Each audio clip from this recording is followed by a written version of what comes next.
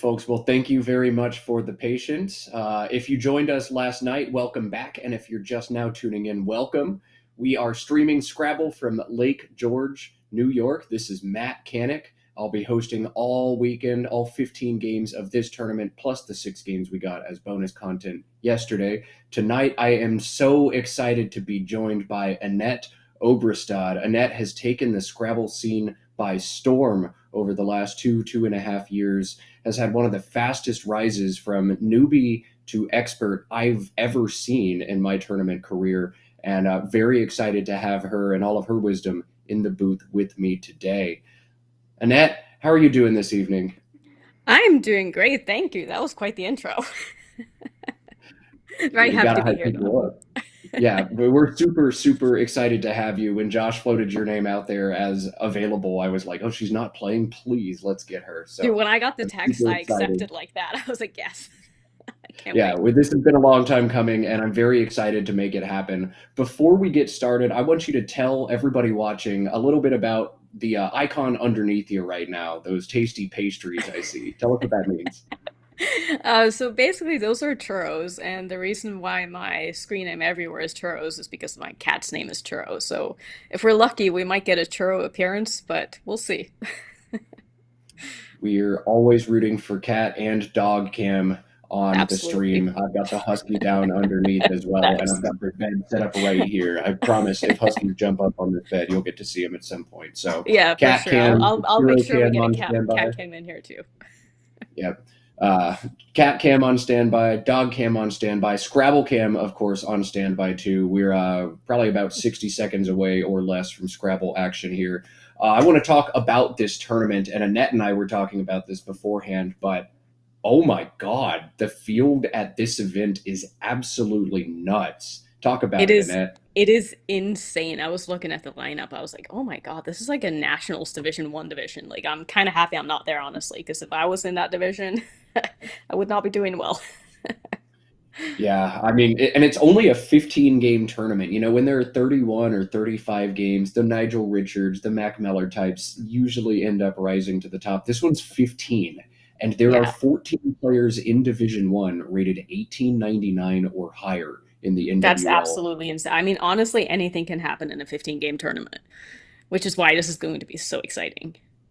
It's going to be fun. I know there are going to be a lot of high level games happening all across this NWL field, and I'd be remiss if we didn't talk about the equally stacked CSW side on the other hand. Like, my God, again, half the field is rated over like 1850 or something. We will be showing action from the CSW lexicon as well.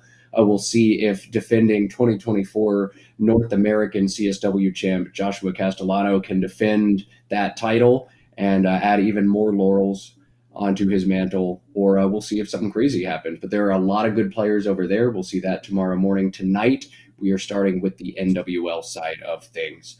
And I think with that, we are ready to cut over. At stake here in Lake George is a cool $1,000 first prize, and we'll see who gets it. But let's cut over to the board. Let's play some Scrabble here. And by the way, if you haven't yet, make sure you hit the like button next to this video, the thumbs up button at the bottom. The higher we can pump this up the algorithm, the more steam we can build behind these videos, the more people are going to be watching with us all weekend. And that's awesome. That's why we're doing this. So, round one, we've got Jonathan Lind seated near the bottom of this field, but he's a strong player, and He's Cesar a Del very Solar. strong player. Yes. Annette, yeah, I've played tell with us a little Jonathan bit many about both of these times. players. Honestly, I don't have a lot of experience playing with Cesar. I don't think I've ever played a live game with him. I mean, I've watched him stream before and stuff like that, but I haven't actually played him. Jonathan, I've played many times in tournaments, and he always gives me really good games. So I'm excited to watch both of these players play. If you had to give us Jonathan Lind as a Scrabble player in 3 words or less, how would you do it? Oh God, that's very tough. He's very intense. I don't know. He's got a very just serious demeanor when he plays. Very I don't know if I serious can say and three things about intense. him, but his word knowledge is also very good. Yeah, I've seen But some of he's his annotated games, and he's dropped some cool stuff. His opening yeah, for rec sure. here, Deirswy.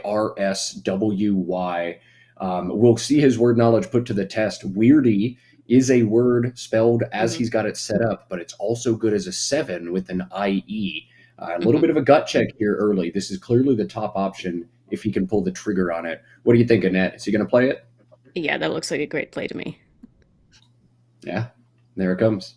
Right on cue. Weirdy, 34 points. A strong opening from Jonathan and a strong opening pull from Cesar. EEELNST gives him a 7-letter bingo, but it does not fit after Weirdy. The 7-letter Stellene, STELENE, does not fit on this board. Cesar will have two 8-letter bingos available to him this turn. I won't call him out just quite yet in case you want to quiz yourself a little bit, but I see him, and Annette, I bet you see him as well. I do, yeah. We'll Yeah. keep it secret in case the chat wants to guess at it. I'm not totally sure how much Cesar's been studying recently, but Cesar, I think he's holding Jonathan. That's what's going on Oh, here. oh, He's holding interesting. Jonathan. Jonathan has not replenished his rack yet. So Cesar now with the same gut check. I know it's good as a 7. Is it good as a 6? But now I see replenishment. I see mixing of the tiles. The play has Hmm. been accepted. I'm thinking he was probably just looking to see if he had an 8 with that. Maybe he saw a 7 right away and he wasn't sure of that word, and then he was like, let me just make sure I have a bingo. Yeah, I bet that's exactly what it was. And you take a minute. The two 8-letter bingos available. I'll go ahead and spoil them now. Mute me if you can't handle that. They both play through the eye. They're both 62 points in Listee or its anagram Selenite. The two bingos Hmm. here for Cesar.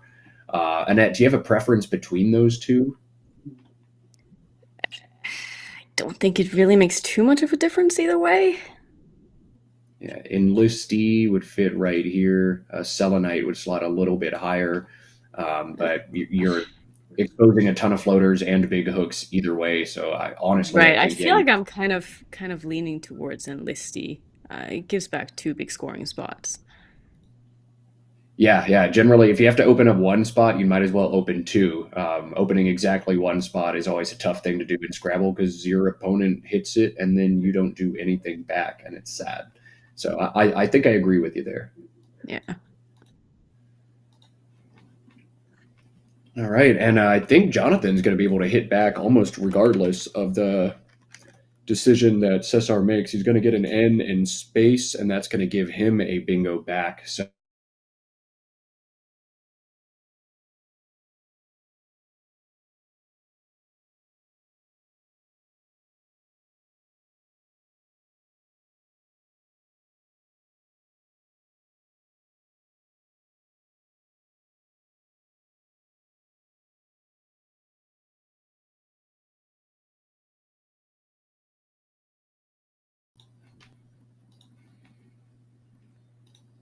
I think we're back.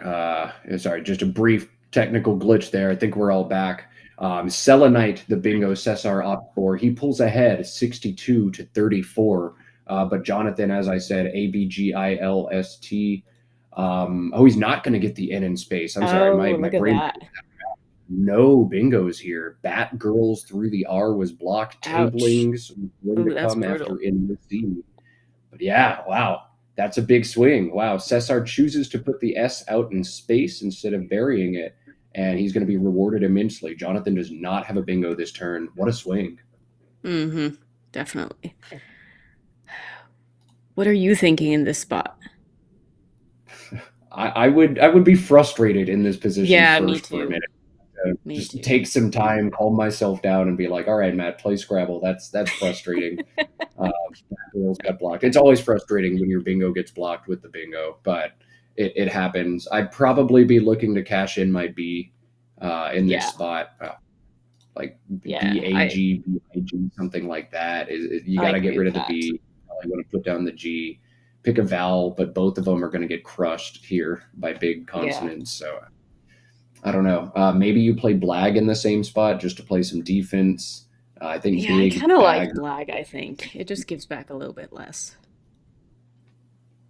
Yeah, I'll run a sim on it just to see, but I think you're probably just gonna reluctantly back into one of those unsexy, unflashy plays. But that's Scrabble Hmm. sometimes. You just found out these intermediate turns. Yeah, it's easier for us to sit here and say that that's the right play, and we haven't taken as much of a look. We have Quackle in front of us. It's easier. Like I would have Always taken a easier while on to that know turn you're not too. missing something. Absolutely. A big thumbs up from us here in the Yeah, that booth. looks totally fine. Uh, it's going to make the score 53 for Jonathan, 62 for Cesar. And Cesar's found consonant treble, ABNRRVW. He can play a bunch of those consonants off the five-letter brawn available here to him, but sets up both the S and Y back hooks. That could add some drama into this game. We might see more standard plays, waver or braver, if he wants to be a defensive play through this E. And I think we're going to get one of those. The other thing we might see him do is say, my leave doesn't matter. BAWN here is 28, but the Right. VRR leave, it's tough to swallow. Cesar's looking at it now. 28's a lot of points. That's a really bad Mm-hmm. leave. What do you think, Annette? I definitely wouldn't play Brave or Braver, I mean, just because of the Y hook on that. That would give back too much. But yeah, you gotta get rid of some of these consonants. Brawn just looks a little too risky. Yeah, I'm waiver. thinking just something like Bon. I mean, it's not a very sexy play to make, but it seems Waiver reasonable. is scary for the same reason. Waiver takes a back Y hook, and you don't want to Oh, do right. that. Put the Wayward S takes the and same Y hook, out yeah. there. Yeah, This you is a don't want to do frustrating that. turn. You can't play Brawn because it takes an S and a Y. You can't Yeah. play Waver because it takes an S and a Y, and all of your good options are gone. Cesar's probably going to back into Uh, Brawn, actually. That's all you can do. yeah, Ouch. that's probably what I would end Waver, up doing. Braver, and Waver both take the back Y, I too. mean, Man, all maybe right. maybe just Brave is okay too. That's not a bad idea. Yeah, keep the R. Looks like he's thinking Everything about here is seeming to Wave. be pointed to. So this is just a very challenging turn for Cesar without a right answer, it would appear. Just a matter Yeah, of how it's one of much those risk. turns you're just not going to be happy with anything you do. One of those turns that makes you think, why do I spend my weekend doing this? Like, that was frustrating and unfun. I didn't enjoy anything about the last 4 minutes I had to take. Yeah, these are the kind of racks that I take way too long on. Just like everything just feels bad. There's got to be something that isn't terrible, right? There's got to be Right. something that isn't terrible, right? There's got to be something that isn't terrible, right? And then the longer you spend, the more you're like, I'm going to make a terrible play and I'm going to waste 6 minutes of my clock to do it. God dang it. Okay. Yeah, and then you end up playing the same thing that you saw 4 minutes ago. Yep. That's Scrabble, baby. Yeah, that's how it goes. I am curious of the top players and the players in this field. This is a turn that a lot of them would play differently. I think some players embrace the volatility, some would Hmm. not. I think it also depends a lot on who's sitting across the table from you here. If you're playing Hmm. Nigel Richards, all right, let's put the Y hook out in space. Oh, I for hope I sure. draw it. It's probably the only way I'm going to beat him. But Yeah. everybody in this Division One is very good, but Cesar is very, very good. So Hmm. I don't think you want that volatility in this round one matchup. Yeah, I mean, I would assume that Cesar probably sees himself as a small favorite in this match. Wab, that's also an option. Wab. All right. NRRV, the leave, but 32 points Yes, right it's now. a lot of points. He's going to need to find some vowels, but I think I do like this decision from him. Something I wasn't considering here in the booth. He's not going to like this decision after he sees that it doesn't block this bingo for Jonathan. Platiest is Yeah. 78. It's still played through the E at the bottom of this word, so it wasn't possible for Cesar to fully block without like the craziest spidey sense. But boom, that's a big score for Jonathan. I'm not even sure he could have blocked that if he tried. I mean, he had two spots for it. Yeah, it was a very inflexible rack. It's probably all he had. Yeah. All right, and Cesar's going to have another decision of how much do I want to work out of this garbage now versus how many points am I going to take. Vamp down to this P, Oof. block big spot open on the board and is 33. But man, NNRR as a leave can fight through all of it with the play through this E. Both Vanner and Vanmin available, but those don't score anywhere near as well as this. I think Cesar needs to make a long play here. I think NNRR is just so unbelievably bad. But this is another very sad turn here for Cesar. Yeah, I hate that leave after vamp. I really do. I would definitely like to get rid of more of those consonants. Yeah, and RR is just an exchange or an 8 point play so often next turn. You can't do Yeah, that. something like Vanner definitely looks good here to me.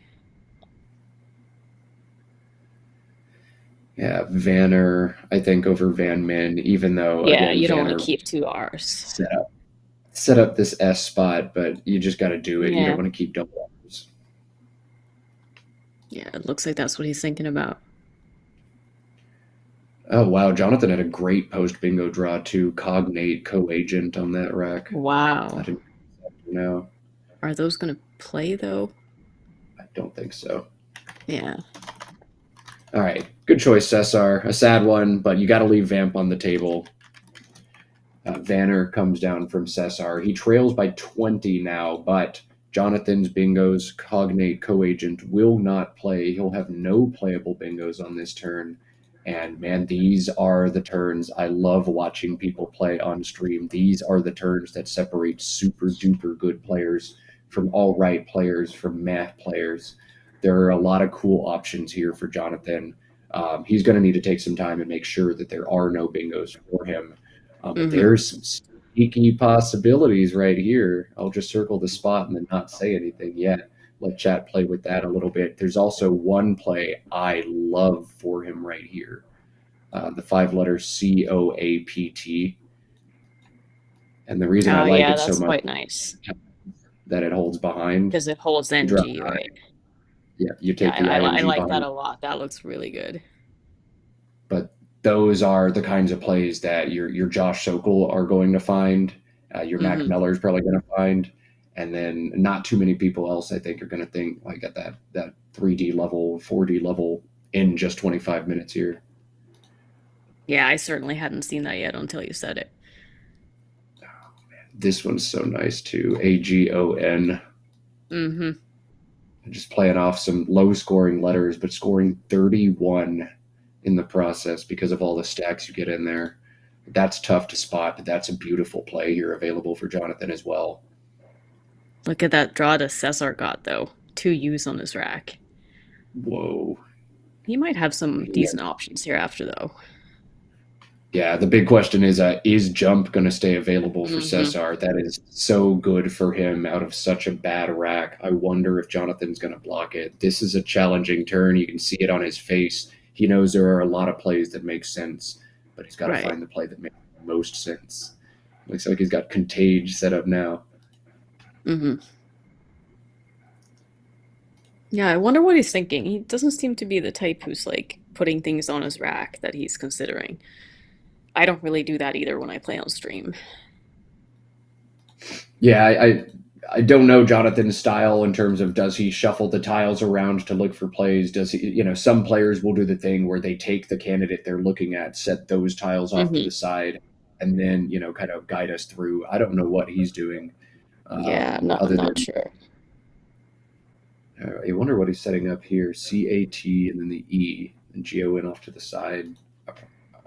Yeah, Um, I'm not sure what he's thinking about. It's a frustrating position. I mean, it's a word knowledge check too. Like there is an 8 letter bingo with an L, and so maybe you recognize that alphagram. I know it's one that's hard for me to hit correctly. You might see the alphagram and be like, "Yeah, if I can't remember what the 8 in there is, it might be fitting right now. I might be missing it." Right, I've definitely done that too. It's octangle, right? Octangle, yeah, is Yeah. correct. Doesn't quite fit, but how much time can you devote on this turn to looking for a bingo before you have to abandon the chase? It's so easy for us in the commentary booth to click generate choices and see that there's not one. It's so much Yeah, harder I over feel like the. at this point he's not really looking for bingos anymore, though. I think he's just trying to find a decent play that he likes. Yeah, so many decent plays this turn. Yeah, There's I another feel big like you board. shouldn't be taking that long on this turn. Just pick one and This play is what it. he's looking. He's looking to crush Yeah, this spot here. Ocean, yeah. the play he's going to opt for, 33 points, but that GT leave is not very flexible compared to some of the other options. I like the idea though. Just score some points right now. Keep pressure on maybe Octan, OCTAN, to Mm-hmm. avoid that anti synergy. But I like the idea here from Jonathan. And Cesar likes that play too because jump was not blocked, and I think he's going to play that any second now. Yeah, I would think so. It just seems like by far his best play. And there it comes. All right, so jump from Cesar brings him within just 8 points. It's 156 for Cesar, 164 for Jonathan. And we'll try to figure out the last two tiles Jonathan's got. But the AFGLT doesn't look particularly appetizing right now. We'll need some vowels. I mean, there should be plenty of them in the bag because Cesar hasn't had that many. Fair point. Oh, look at that. He did get a couple. All Is there right. So anything there for him? no bingos No available for bingos. Jonathan. And that FG just so nasty together. Yeah, But he's going to have some really really nice plays. I think there's just one very standard option, FAGS right here. Keeps a great bingo prone leave, ELRT. You've got the right floaters to work with those over here. Scores 31 points. I think that's far and away option number one for Jonathan here. for sure. That looks really nice. Ooh, we're going to have to start making up extensions for jump. That, you know what to do. Help us make up extensions to jump, and then somebody look it up and tell us all the extensions to jump. Oh But let's God. have some. I'm gonna look up the extensions myself because now I want to know. Let's see. Jumpsuit, jumpiest. Mm-hmm. Probably not jumpable. There we go. Nice job, Jonathan. 3, 4, 5, 6, 7. There are 8 extensions, 8 4-letter extensions from Jump.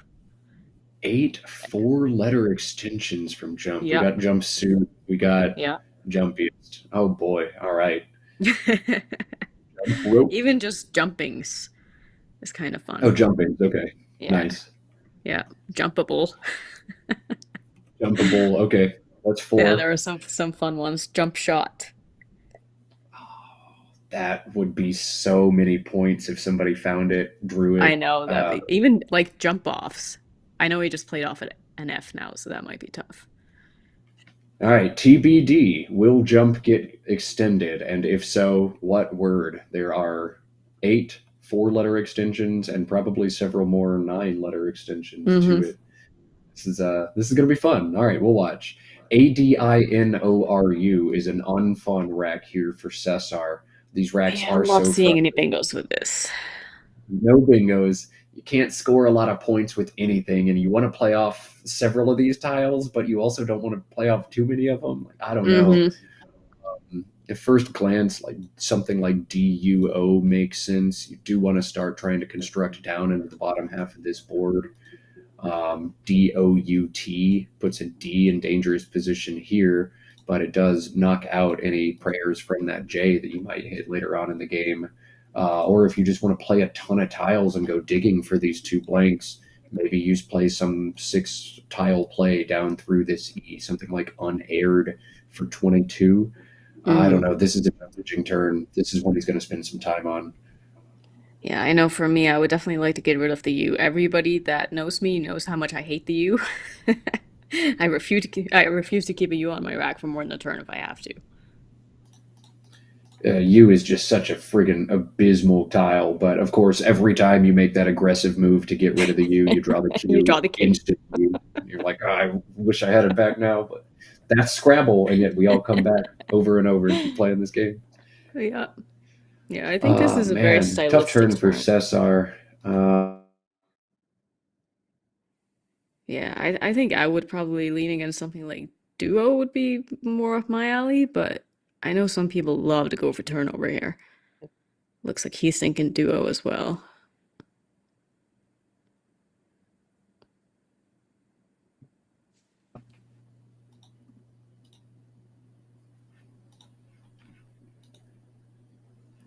All right, there it is.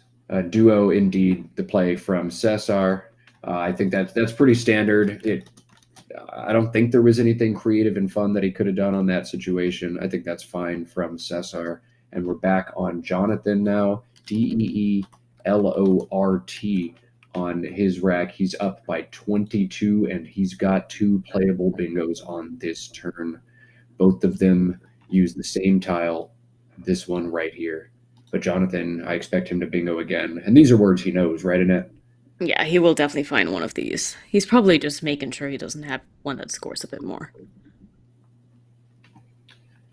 Yeah, it's a set of anagrams through the N, reasonably high prob set. Rondelette and redolent. Redolent is an adjective, has no hooks. Rondelette is a noun, and it does take an S. So those are Yeah. the considerations. But again, I think first he's just going to make sure I'm not missing any nutso sevens here. I'm not missing Hmm. any higher scoring sevens through the C, E, or A. With our engines, we know nobody's home, but you always take the extra time and look. Oh, for sure. Yeah, I'm not the type who finds my bingos like super fast, so I definitely take my time on these racks. Yeah, this is really what sets apart like 2000 from 1850 or 1900 Oh, is, you know, Matt absolutely. Miller, Josh Sokol are going to be able to insta play these turns because they Yeah. they have every alphagram down that cold, but there aren't very many people who can do that. And Mac and Hmm. Josh take that time and weaponize it against you in the end game and steal some back. But it's so hard to have that like surgical level of precision over the words. Yeah, it doesn't seem like he's seen his bingos yet. No, He it seems to doesn't. be.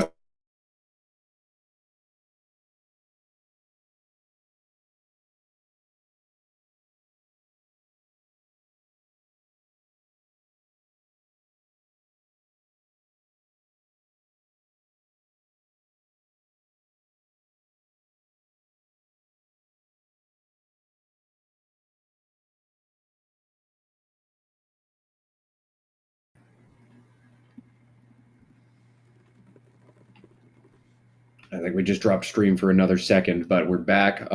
It looks like Jonathan still has not quite found his bingos, Redolent or Rondelette. Cesar does have a bingo locked and loaded. Oh, and it looks like Jonathan Oh, is it looks like missing he's it missing here. them. Yeah, Dot, the play from Jonathan, and Yeah, that's too Amarino. bad. He's not going to be Yeah, happy when he sees that. no, no, especially not that Cesar is going to hit him with this. Amarino, a playable bingo for Cesar. This is the only one he has 76 points at the top of the board. Cesar playing it immediately, taking the lead in this game. And Jonathan with a big pull now. He would love to find a bingo into this bingo prone EELR leave. Looking at this C on the board, that's going to be his best chance. The A and the N also very helpful for him. We'll see what he draws. He would love to punch back with the bingo. If Yeah, not a he really bingo, he really got punished here for missing that bingo because Amarino wouldn't have fit if he had played Redolent. yeah, That's too yeah. bad. Oh, that was looking like a pretty decent draw though. Ooh, that V. Ooh, Uh, D, C, well traveled B. at least. Yep. Yeah, just one playable bingo here for Jonathan. Annette found it right away. Traveled 66 points is all he's got. I do think he's going to see that one. Yeah, I I think think that, he's gonna see this one for sure. and with this weird draw X, G, Q from Cesar, we are going to have ourselves an interesting end to this game. Yeah, traveled is gonna give back some pretty good scoring plays for Cesar though. Yeah, but that Q is going to be awkward. Right, he's gonna be forced to play hang probably, keeping the X and the Q. We're approaching the end of the game, and there are two unseen blanks. Jonathan's going to draw 7 tiles. Cesar's going to have to keep QX. Jonathan's probably going to get a blank. I think Yeah, it this doesn't one's look going to. like he's seen his bingo yet though. Playing on stream is super, super, super hard, and I don't know It that really Jonathan's ever is. done it before. But that would be I a think shocking miss. Jonathan has played on stream before, I'm pretty sure. But it is nerve-wracking. Like I feel like I never make my best plays on stream. Like I've had a couple of good, showings, but I feel like I'm just my brain doesn't want to work properly. All I think about is how many There we people are go. making fun of me right now. There you go, Exactly. Jonathan. Travel. All right. So the bingo puts Jonathan ahead by 30 points, 279 to 249. Hang, 48 points, threatened How right can he now by not play that, right? you have to. You It just have feels to. so forced. But you would love to maybe try to get your X set up somewhere up here. You'd love to eject that Q before it becomes just absolutely horrific on your rack. You have to play hang here, I think, if you're Cesar, but you can't feel good Yeah, about I'm it. looking at just something like Axe as well, but it doesn't feel right in that same No, you have spot. to play hang. Yeah, you have to play Hang. And Jonathan really wants to draw at least.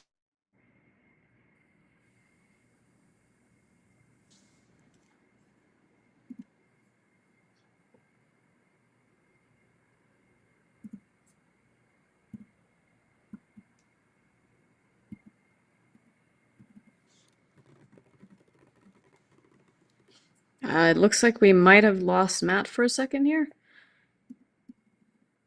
Not completely sure if he is with us still.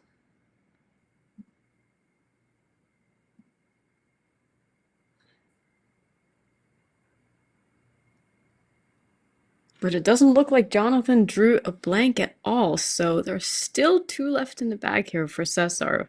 Depending on what he ends up doing here, he probably would want to try to play off more tiles if he can, but with this rack, the Q and the Z and the X, that's clunky. He should at least be able to score some points with this, though. I feel like there's just so many things to look at. It's like, what do you want to try to get rid of first?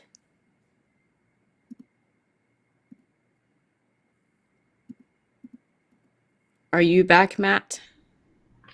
Yes, I have returned from the nether realm. Perfect. My internet has dropped like 7 times this weekend. I have Google Fiber. It's not supposed to do this. Now we're running from a hotspot. So hopefully all of Okay. that Hopefully it'll work a little works. bit better. Uh, all right. So Cesar played hang. Cesar drew the Z and nobody drew any of the blanks. Is this real life or are y'all Yeah, pranking I me know. right now? That is crazy. It's going to be a very interesting ending to this game, I think. What on earth? I love these games where you're both players think that the other player has like everything good and everybody's scared, but everybody's scared of nothing, and then just the Yeah, I game's gonna know. fizzle out. Yeah, All this is right, an I got. overwhelming spot. I'm not really sure what I would do here. Oh my goodness. Yeah, there's so much you have to You think got to about get right rid of now. one of these scoring tiles. Yeah, Jonathan's on turn right now. I mean, I think you have to play Yak here. It's a gazillion points. It's Yeah, 39. Like you're not going to find that much elsewhere. You could try to play the same word here for 37, but it takes right, E but and that's a S little behind too it. risky. Yeah, that looks Yeah, pretty good. score points, and you'd love to play more tiles if you can, but Corky plays 4 tiles. That's just such a big point sacrifice and a Worsley. You've got to play Yak here. He's forced. Is he going to draw a blank, or are we going to have the dumbest game of Scrabble I've ever seen on our hands? Stay tuned, folks. I wonder if maybe he was curious if Amarino took an S or not, since he did have Ooh, the S there. yeah. Amarino does not take an S. The plural is just Amarini, but it's so hard with those Italian words to remember which one's pluralized one way or both ways. Uh, we'll see if that comes up. Yeah, We'll see I what had to Cesar look to make sure. here. I did too. Yeah, I'm no good at Scrabble. I always cheat. That's why I'm in the booth. But we'll see if that comes up later on in this one. I have no idea what Cesar is going to do right now. Like I could see a small case to be made for I'm just going to exchange like everything but a Z maybe, or everything but just the Z, everything but just the A. Like I really want these. I really want these right now. I really do not want the Q, but just dropping the Q right there doesn't make any sense. I have no idea what Cesar is supposed to do. Yeah, This gosh, rack. I don't know. It feels wrong to exchange too, though, because you can't score points with these. The only problem is you're not able to play off too many tiles. You have to think of this from the psychology of Cesar too. This is going to be an incredibly challenging series of turns. The J, the X, the Z, or J, X, and Q all going to complicate this. But if you're Cesar, there are 14 players rated 1899 or above in the room, and you're playing a low seed in round one. You can't take an L now. You know there are hard games coming. You know you've got to save your L's for when you're playing Mac and those types of people, and they draw the bag against you. Cesar Hmm. needs to figure out how to win this game, and it's going to be such a challenge for him. I think he's considering just LAX right now. Um, Maybe, Oh, oh yeah, Zaida. Zaida. Interesting. That's nice. 30 points. You just got to score now. Yeah, This I like lead that. hurts. But every leave hurts on that turn. I like this Yeah, I mean, at decision from least it plays Cesar. off 3 tiles. See if he ends up picking up. Still no blank. Oh my Wow. goodness, what is happening? Okay, okay, that's Scrabble, baby. I mean, Nobody's gonna draw Jonathan the blank. has to be thinking that Cesar has a blank at this point. Yeah, spin forever and then play Zaida. Okay, you probably had a bingo, decided not to play the bingo, kept both of your blanks, and you're gonna hit me next turn, right? Like Right. that's what I think that means. Just always Not you being kept paranoid. right. But no, in reality, you were keeping QX on your rack and you were just absolutely destroyed by That's a everything. All right, very Jonathan is interesting going to play. play Rush. He's going to play Rush fast and he's going to leave EEI on his rack, but he's going to score 40 points and he's going to knock out that ambiguous Amorino hook. I wonder if that's part of it. I wonder if he's just trying to go fast because he's a little low on time. I wonder if he's holding IE for jumpiest. I wonder a lot of things, but we don't have time to Yeah, dissect it all. I wonder too. I feel like he played that so fast. I definitely would have taken longer on If you're going to rush a turn, it might as well be the turn you play Rush so I can make you. that. He drew a blank. Somebody drew a blank today. Wow. And With a also a bunch of whole bunch vowels of to go garbage with vowels it. to go with it. All right. Should be This is interesting. going to be a weird game. So is Cesar going to be able to Um, finally play off his Q now? he Still no good spots can. for it. Oh, I, he has this oh, that's FAQIR. nice.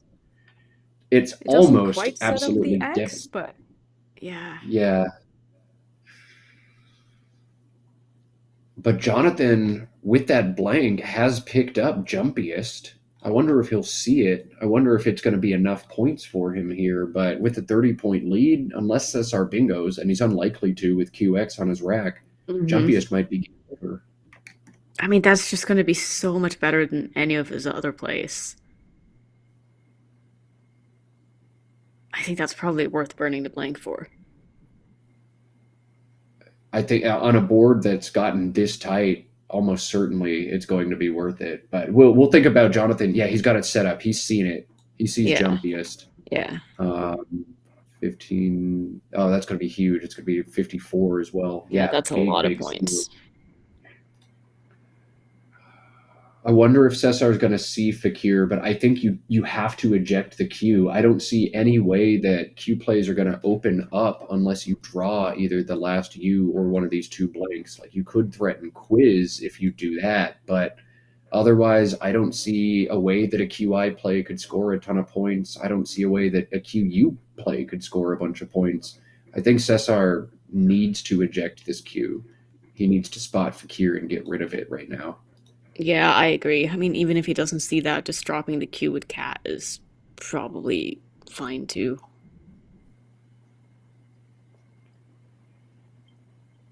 Oh man, this is a challenging turn.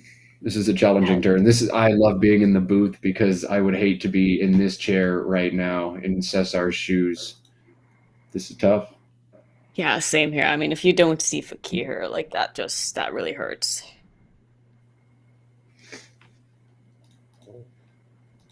Trying to see what options he has with the X that could score some points for him. And I'm not, I mean, LOX or LAX for 26 are about all that comes up. I'm trying to see ways that he could set the X up for himself.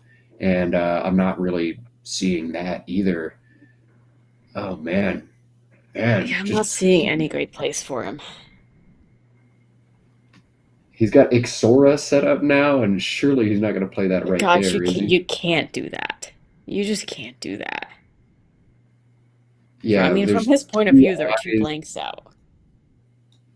two eyes, a U, and two blanks. You can't. But you do need to take your time and find every option because every option has major drawbacks. I'm Yeah, not okay. Oh, he's found it and he's there we played go. it. Good. And Great. Cesar. Gotta get rid of it. Perfect. Gotta Good get rid job. of it. Yeah. Back to Jonathan. EEEIIT blank on Jonathan's rack. Again, he did kind of back himself into this. EEI was the leave after Rush. It was a gamble for sure. And he did find a blank. But Oh, and look, jumpiest for Cecil drew a four. blank too now. Oh man, Cesar drew the other one. Wow. Okay. He's nowhere near a bingo with that combination, but I mean, in Scrabble, one play, getting rid of the right stuff, and you could be there next turn. I wonder if it's possible that he's able to make. Well, no, Jumpiest is going to come down. Ooh, if Jumpiest comes down, I wonder if Cesar is going to try to set up the X. If Jumpiest comes down, I wonder if Cesar is just going to plunk an I right there, make it look like he's fishing for an out bingo, and then try to do something there. It's possible. It's interesting, yeah. It's probably too much a point sacrifice, though. Yeah, I feel like that probably wouldn't be worth it. That's a bit of a fancy play syndrome. It's syndrome. We get that in the commentator booth sometime. Try to find the Yeah. cool stuff and miss the obvious stuff. Yeah. I mean, those are the kind of plays that are really fun to make, though, if you just want to show off and be like, haha. And what a tense moment this must be over the board. Jonathan has seen Jumpiest for 54, but he can't feel good. Look at this unseen pool, 7 vowels to 7 consonants. And if you're going to keep 3 vowels into a pool that's heavy vowels, you're going to be in trouble a lot of the time. But Yeah, but what else are what you gonna else can do? you do? The number 2 candidate play, according to Quackle, is exchange EEEII. Oh, And the number Jesus, you 3 can't. candidate play is Wow. exchanged. He goes for the He kept exchange. That is IE blank insane. T and I don't think I would exchanged. have it in me to do that. I definitely wouldn't, but I'm not in Wow. the room right now, and he is. I mean, I do understand it though from his point of view because he does have a lead. So he probably Yeah, figures he's going to bingo a lot after this. yeah, and even if you don't bingo, you've got the 54-point bailout available to Right. you. So, just Cesar can try to open the board, and if he doesn't, just take 54 and win. And if he does, Mm-hmm. block, take 54 and win. I think that's the Yeah. gambit here from. And it may work out, but I don't know. That was a tough turn. Yeah, that was really interesting. I think I would have burned the blank there. I don't know what I would have done, but I probably would have had a mental breakdown on stream. So good that I was not there. Cesar now has another really interesting turn here. He needs to try to hang on and win this game. He can't be Duke in March Madness. He can't get upset in round one here. He needs a W in this matchup. But how is he going to do that? Would would you ever DOUX. consider playing something like Poi to set up XU next to Fakir? Something. POI. I I mean, it's kind of like really tough to do anything about that if you're Jonathan. I kind of like it. Ooh, I don't have the unseen pool updated. That's things look really off because of that. Let me fix that. But yeah, you have to think what does Jonathan's last play mean? He just exchanged 3.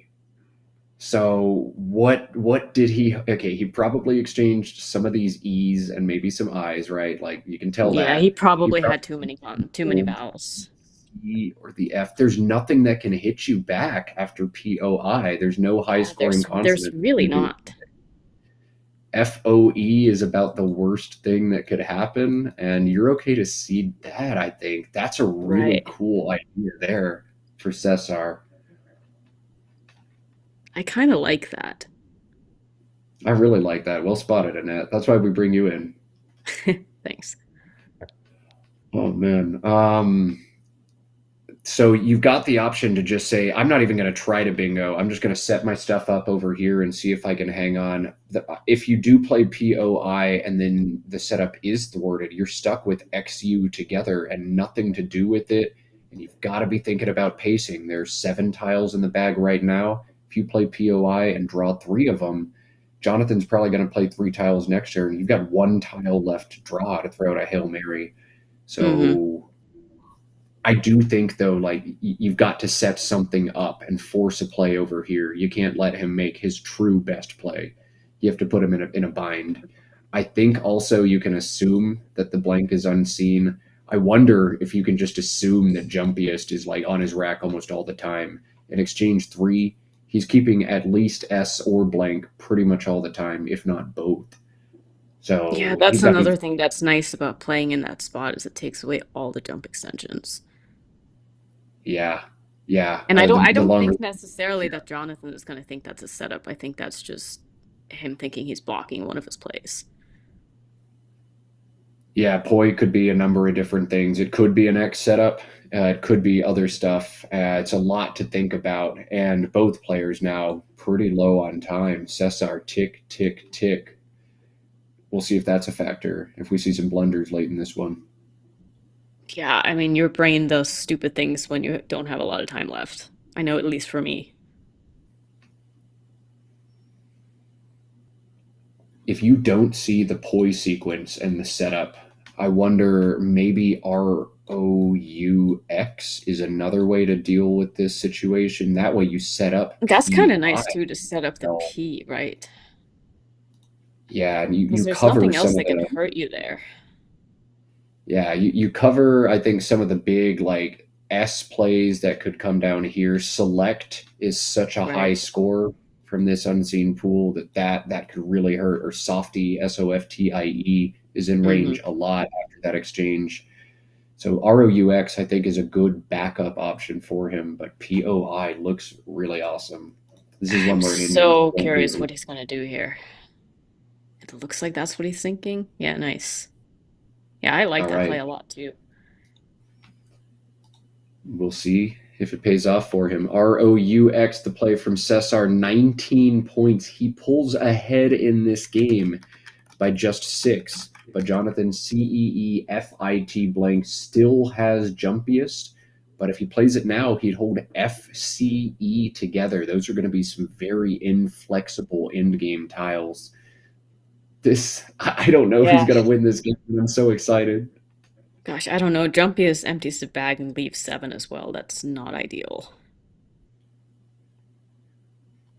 We'll see what kind of read Jonathan's able to make. ROUX in that situation feels strange. It's not like Cesar was saturated with U's and O's and forced to make that. That was the final U. That was the Yeah, final that O. to Why me that would you feels do? very much like a P setup. Yeah, nothing else makes any sense in that situation. So what does he You've do got to about have that then? that's. I wonder if you could just seed it, but I don't think so. You'd have to have some really high scoring options. Yeah, Maybe FEZ, like that jumps out to me right now in terms of pacing. That would leave 2 in the bag. There's currently 4 in the bag. It scores really well, and that puts Cesar in an awkward position. If he does make a play here, he's going to have 5 on his rack, and I can probably block his out next turn. I think right. Fez shift the pacing back in your favor is a good approach here from Jonathan. Fez also holds jumpiest next turn, so seems Wow, to do all yeah, the I like that. all right. Oh man, Jonathan likes it as well. He plays it in a time what a crunch. spot for Cesar now. What does he do? Cesar is no Oh, stranger to success in Lake George. Cesar has won this event in 2019 and in 2022, looking to add a third notch to his belt. But I think we're going to see him knocked off in this one. TBD, but whoa, a lot of vowels on his rack. A great draw from Jonathan. Now he has jumpiest as a natural and doesn't even have to burn the blank to hit that spot. wow. Cesar still has no jump extensions. I don't see how Cesar wins this one now. I don't either.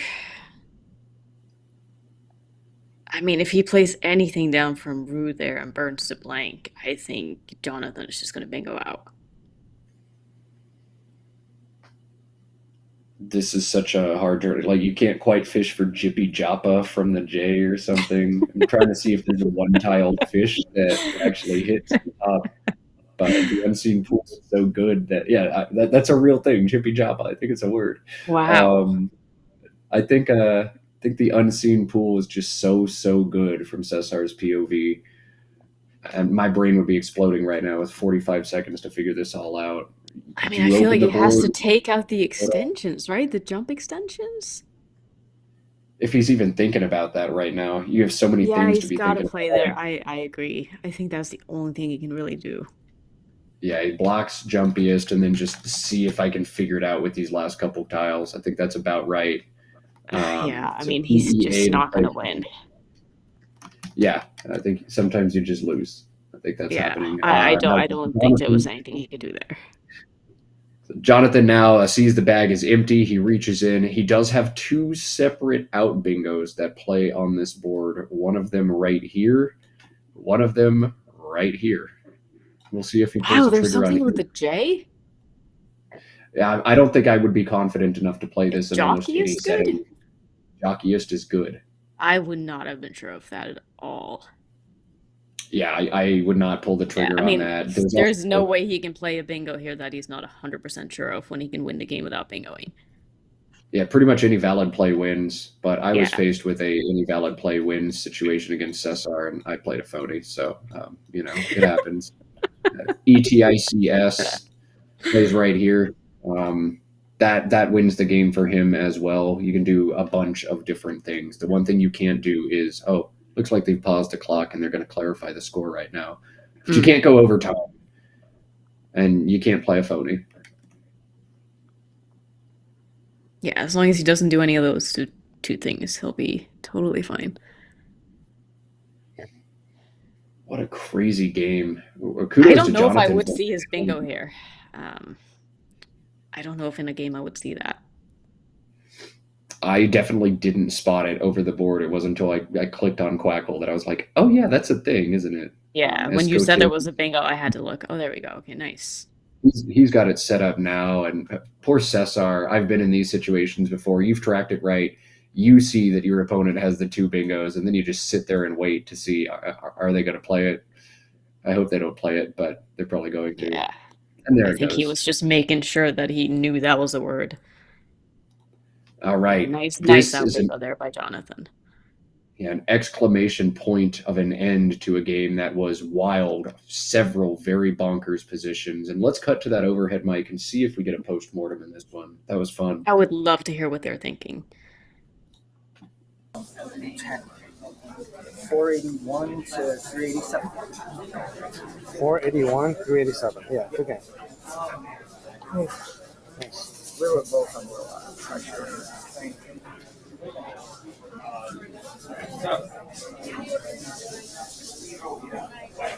Hey, hey. We have to get the new Mario Party.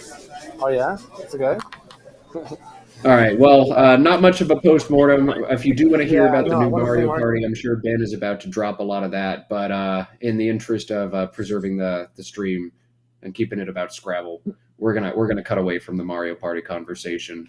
The next game I've just heard from our producer is going to be Jeff Cook versus Chloe Fatsis. That's going to be round two. That's going to be a really fun one. I've played Jeff a lot online. He's very solid, and Chloe, of course, just fantastic. We saw her have a fantastic nationals over the summer. That's going to be a super cool one. We're going to need just a couple minutes to get these players off the board, get those tiles squared up, and get the new players to the board. But Jeff Cook and Chloe Fatz is coming up in a few minutes. That's going to be exciting. Annette, give us a quick takeaway from that one. Your initial thoughts from game one on the stream. Oh my God, I mean, that was intense. That is one of the more fun Scrabble games I've watched in a long time. So if the rest of the event's going to be like that, I mean, we're in for a treat. Not everyone's going to be a good one. You never know, but that one definitely was, and we're always appreciative of them. Since we're paused anyway. Let's do a little audience participation. Remember that the more thumbs up we get on these videos, the more people YouTube feeds these videos to, and the more people stumble into competitive Scrabble. So always smash that like button at the bottom of the video if you haven't done that yet. Make sure you subscribe to Let's Play Scrabble, the Scrabble channel. They're not trying to sell you anything, except they're just trying to show you a bunch of videos of people playing Scrabble. So if you like Scrabble, you should definitely click on that button. If you don't know what Let's Play Scrabble is and you're just stumbling in, Let's Play Scrabble is the brainchild of Josh Greenway and Kieran O'Connor, and they host a bunch of fantastic tournaments. We'll tell you about some of them over the weekend. I'm not going to do that right now. What we are going to do is get the scores reset, get the players situated, and I think we're going to cut to a short little break, but I'm not certain. Getting word from our producer.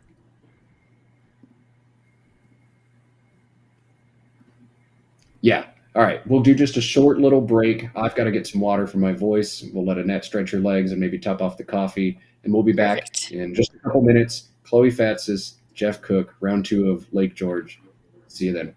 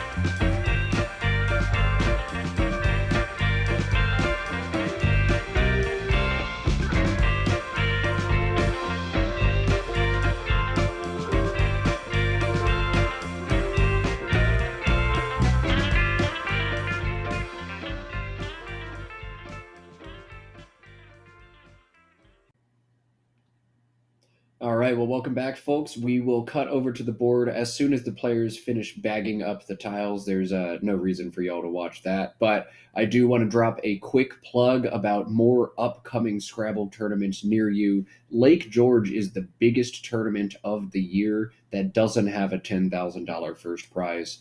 But one of the other biggest tournaments of the year is also brought to you by the Let's Play Scrabble team, and that is the New Year's Eve tournament in Albany, New York. It's always a fantastic event. It happens over the New Year's holiday, New Year's Eve, and you get to usher in the new year playing your favorite game. This year, the Albany New Year's tournament is a 28 game main event, and there's an optional early bird you can add on top. You could make it 35 games of Scrabble to usher out 2024 and bring in 2025.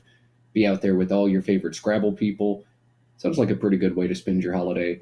If you can't make it out to the Albany tournament, it'll all be streamed right here on Let's Play Scrabble, and you can watch it there as well.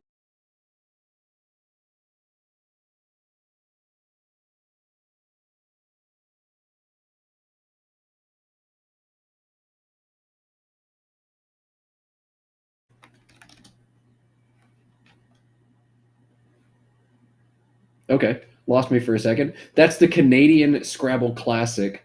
That is going to be in Belleville, Ontario, the final weekend of September, the first week of March, February 28th to March 2nd. There's a 15 game main event, and this is one that I want to make it up to because, hey, it's in Canada. I get to pay my American dollars and stretch them all that extra way with the conversion. It's a cool event. It'll also be streamed if you can't make it, but check that one out. Check your calendar. If you're looking to do something fun in the middle of winter, the Canadian Scrabble Classic, February 28th to March 2nd, brought to you by Kieran and Josh and the Let's Play Scrabble team. All right, we're back. Annette is back and ready to go, and I think, Annette, we're just about ready to watch some Scrabble. Chloe and Jeff Cook. Are you familiar with either of these players? I'm familiar with Chloe. I've played her many times. Jeff, not so much.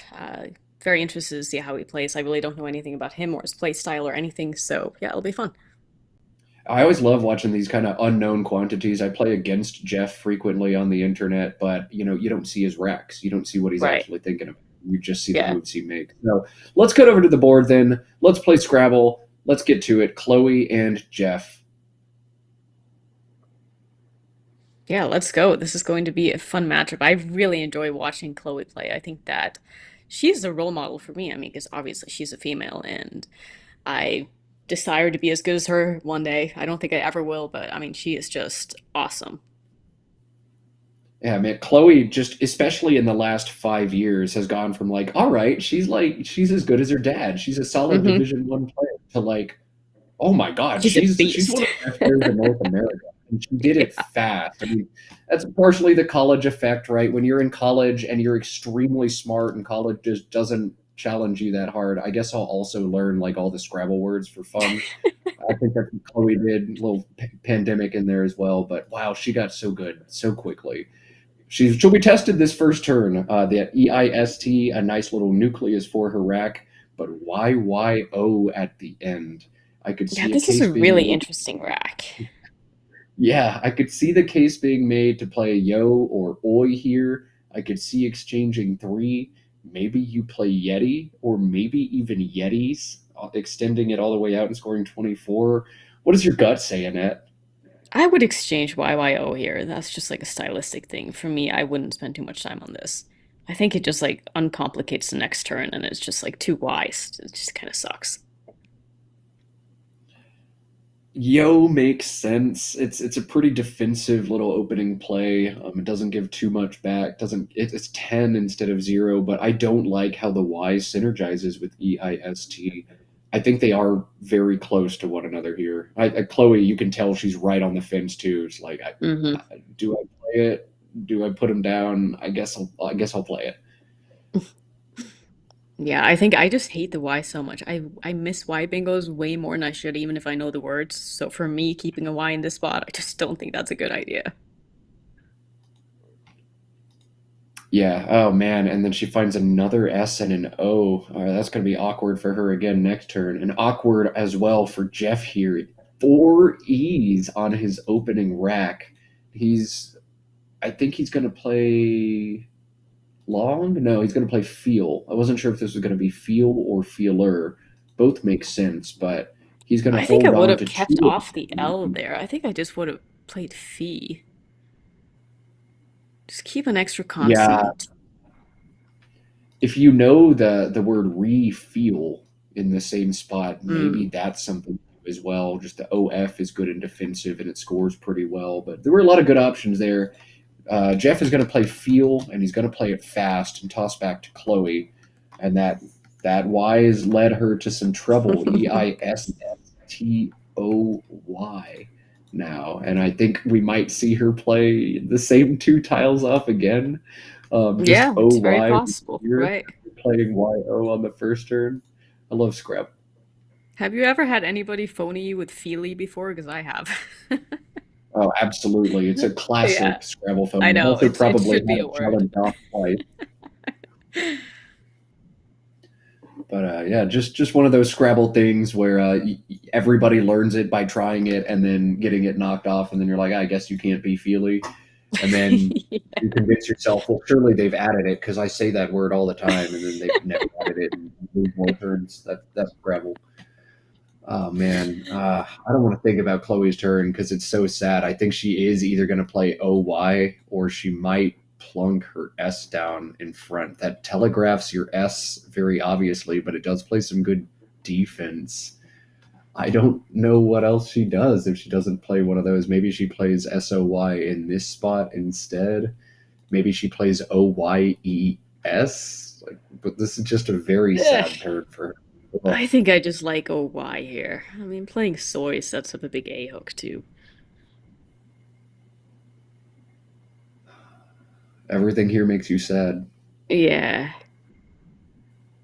And I would be in my own head about this. Like, I did this to myself. I wanted to exchange 3, and I talked myself into keeping the Y. And look what the Y did. It does exactly what the Y does. It messed everything up. Oh, Yeah, this is but why I would have just Scrabble is a game exchanged on my against first yourself. turn. Yeah. Hmm. I mean, this is just the kind of draw you're going to get so often. And then, yeah, you're going to be in exactly this position, and then you're going to be sad. Yeah, and But then you're going to I play off the do. Y and be like, I wish I just exchanged. I play Scrabble though because I enjoy feeling sad. That's the only reason I play this game. I think we all do. There are so many times where you feel sad during a Scrabble game. And yet we all come crawling back. It's like crack. We just can't quit Yes, it. of course, of course. But it's like a good kind of sad, you know? It looks like she's going with Oi It's so here. good. Yo and then oi. What a start. That's Scrabble. Seems very reasonable. At least she won't draw any more Ys. Yes, very Oh true. man, that's not what she wanted though. Okay. Oof. Oof. So do you just play something like wet if you're Jeff here? Yeah, this is an interesting turn. You've got a bunch of different moves that do a bunch of different things to the board. If you want to get really aggressive, like playing EW here and keeping treat and opening up spots here and keeping this open, like that's the hyper offense play. If you want to go really closed, like you could play wet right here and wall this board off. That's a fun option too. You can kind of split the difference and play wet over here in this spot. A lot of different plays do a lot of different things, and he's going to play Wort, Interesting. which does a lot of defense. I think this is a past tense of like were, so I don't think it takes an S behind it, but I that think I seems would have really kept weird. the R there. Or, yeah, I think I would have kept the R there because at least then you have 2 spots to bingo if you do draw to a bingo. I mean, if you play wet, wet takes the back A, Right, which you're exactly. afraid to snap, but you also have yourself. That's an interesting decision from Jeff. I think it's going to work out for him in this instance, but he's got to dodge vowels on this draw in order to justify playing off that R. JMO. I don't know what this last one I? is yet. Okay, you got a couple Oh. vowels and a couple consonants. You'll be all right. You got emoji. Chloe, She has another turn that I just don't want to look at. This has been pain so far. Are you going to play OES this turn for Oh 18 gosh. points? Or are you going to score even less? This is brutal to watch. You might just have to.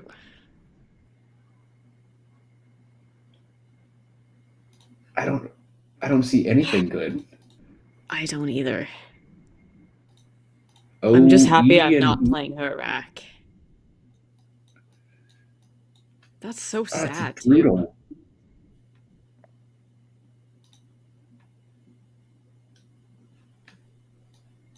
She's sad right now. You see Ugh. it. Just we're all suffering together with you, Chloe. It's okay. But my goodness. All right. Like, and I would want to just blow it up. I'd want to just play off a bunch of these tiles and get 30 points, except I can't. You I can't was gonna even do say that. you just can't do that. So you would play off like ES or OES somewhere, Oh right? my goodness. This is so abysmal. I hate this. The only tiles she's It had looks that score fine more than though. 1 point are wise. It's like, ugh. Yeah, I think just OES here. And adding insult to injury is these have been so confusing and so sad, and they've each required a good amount of time. She's only 3 moves in. She's only played 4 tiles so far, and she's had to use nearly 7 minutes of her clock. Not the start you want if you're Chloe. Yeah, it looks like she's going with SCI, which seems fine as This is well. a I mean, just play off some tiles and hope to draw a bingo. Yeah, she's saying, I want to play some defense in this game. You played a word Oof. that doesn't take any hooks, and so I'm going to play some defense, and we're going to go into some trenches. And look, you play off that I, and then you draw the Q. Is this a Ay, joke? ay, ay. This is a Scrabble nightmare, right? Oh, Yeah, God. this is Okay. brutal.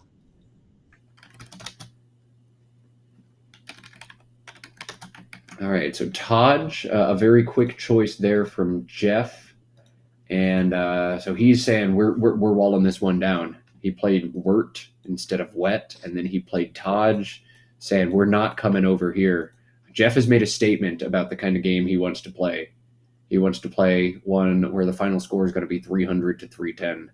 And Chloe, the way she's drawn, she'll be lucky to get that high. She's finally said, "I've had enough. Get this out. I exchange 3, and you've got to do that there." Is this something you have experience with Jeff? You said you played him quite a bit. Would you consider him a defensive player?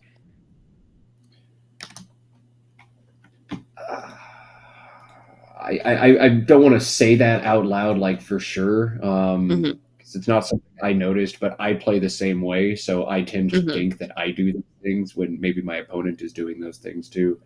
Oh, Right. look at that! That was a Chloe has much had so better many rack for Chloe. rats. Did you draw Well, at literally the least we'll best see a rack in bingo all of this Scrabble? time. My God! All right. So now the question is, what is the best bingo here? Well, Again, I'm it's glad I probably don't going to have change her next rack. time. Jeff is on clock, so we'll see if Jeff is going to do anything. Now, a lot of Jeff's good candidate plays put tiles out in space. Like it's a very engine play to just play something like poke right there. It scores pretty Ugh, yeah, well. you Keeps can't do PM. that. Yeah, Jeff is not going to play that, especially not the way he's opened this game. The decisions of Wirt and Todd. Jeff wants to play defense. I just don't see any plays here that play good defense for him, like anything at all. I'm not seeing any great options for him at all. And that tends to happen on these closed boards is you have to do something, and everything you do is going to give better opportunities to your opponent. It's kind of a zugzwang, but that's where we are in this one. He's got to do something and score some points. I'm curious. He decided to play a defensive game. How is he going to deal with the mess that he's made? It's a big turn for him. I'm trying to find any place that I even like in this spot. I'm not really seeing any. Because every play, just you need to play off your E, right? It's just not a lot of great. Really? I would Just not don't do think this you can do with the that. I don't think you context. can do that. Yeah, Yeah, flopless, because I he's guess just it's exchanged fine. 3, like you can't. This is interesting. I'm not opening anything for you, Chloe. I'm going to play FOP for 10. All Chloe's right. definitely gonna have plenty of bingos hooking FOP. Yes. Chloe's rack is disgusting good right now, but after Yeah. a series of very frustrating ones, like she's entitled to one like this. So just like Janista or something. Yeah, Janista 73. This is going to be her highest scoring bingo, Genista, or a number of other 73 pointers in exactly that spot. Yeah, same She's thing. not going to spend much time in Jesta. That'll work. Yeah.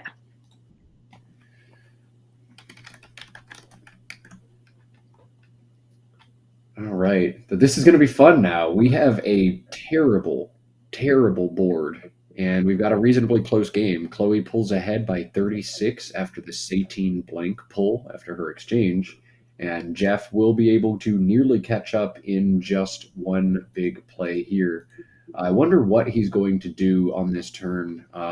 He's got options. Meinie is one of those plays that opens not one but two big hotspots available, and it keeps the high scoring K.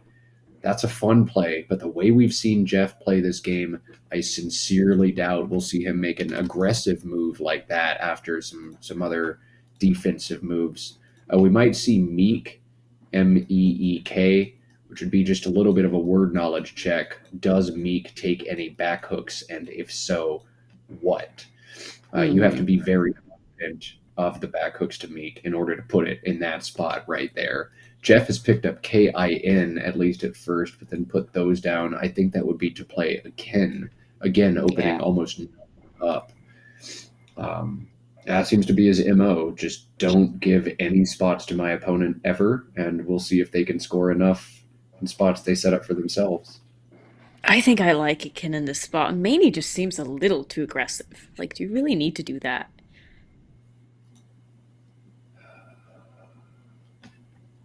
Mike like also sets up two huge spots. It holds EINT. Like if you want to play Scrabble that way and just see if you can draw Right. 4 bingos in the game, like that's not an unreasonable play. It's just I play the exact opposite strategy there.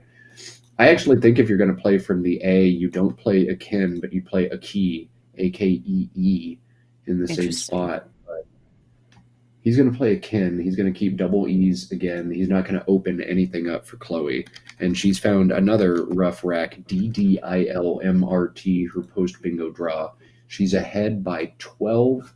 She has one really nice word to get rid of a bunch of these consonants at once. It's right here.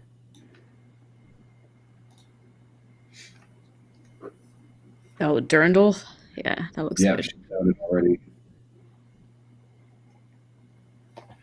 Dirndl, DIRNDL, or I think it's pronounced Drindle, but Is it really? spelled. I think that's how my family's pronounced it, and we're supposed to be that culture, so that's supposed to be us. Oh, I But see. yeah, that's easily Chloe's top option there, and she's wasted no time to play it. This is the Chloe Fatsis that I watched all summer.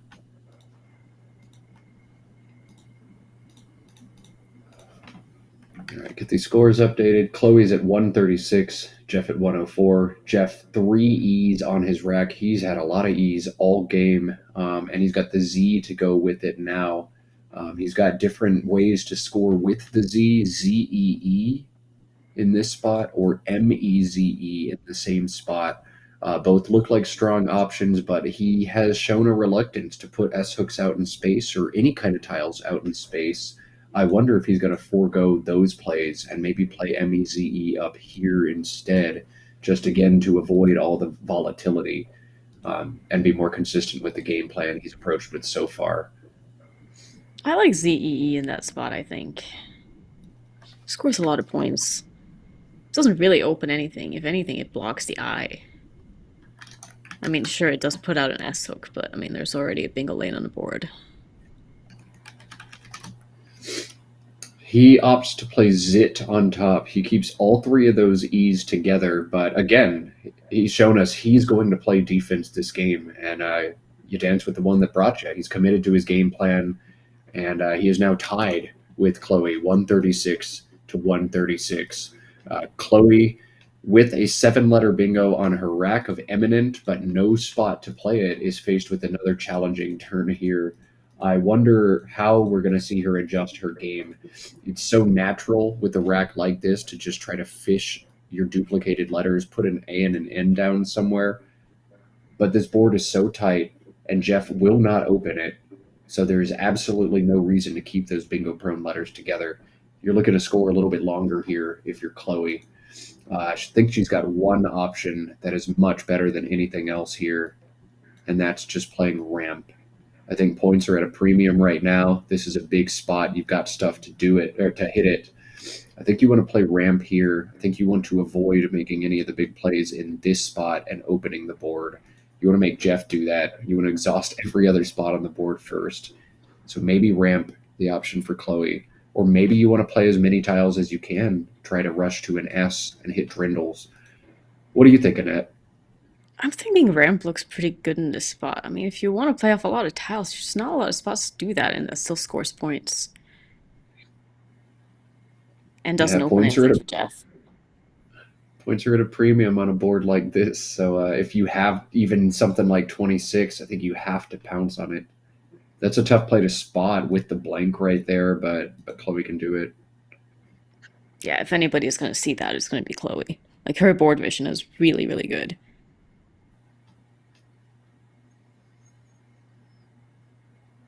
Like, there's been many times in games with her where she's played like 5, 6 underlap bingos, and I've just been like, wow, how did you see that so fast? Ramp is not a play that excites you, but nothing on this board out of this rack is going to be a play that excites you.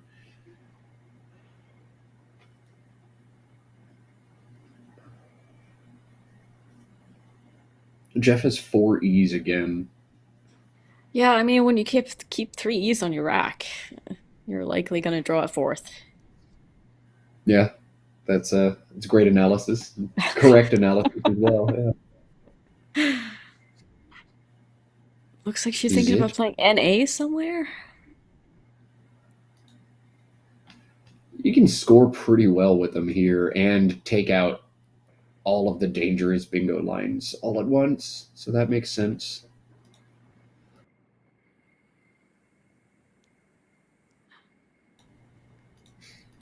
Is that what she's going to do? AN, I think, I or don't know, she just MAN? picked up MAN now. Not sure what she's thinking. Where is that going to go? This board is so tight, it's even breaking my brain. She's not thinking about playing main, is she? I think she is. Oh, Oh, she is wow. thinking about playing May. Interesting. She really Main. goes for defense. All right. She Very says 2 can interesting. play at that game. You going to Mm-hmm. close the board, Jeff? We'll close the board. And we'll see Yeah. whose tiles are better. I'm keeping AENT. What do you got, Jeff? Oh, and I'm going to. Oh, Chloe, stop. Oh, jeez. That's too many vowels. Okay. That's Oof. too many vowels. Well, let's just That's too look at many Jeff's E's. rack instead. So I now does think. Jeff go for the CEE play? No, You Jeff's going think to do he this one. plays defense still? You think so? You've got to. If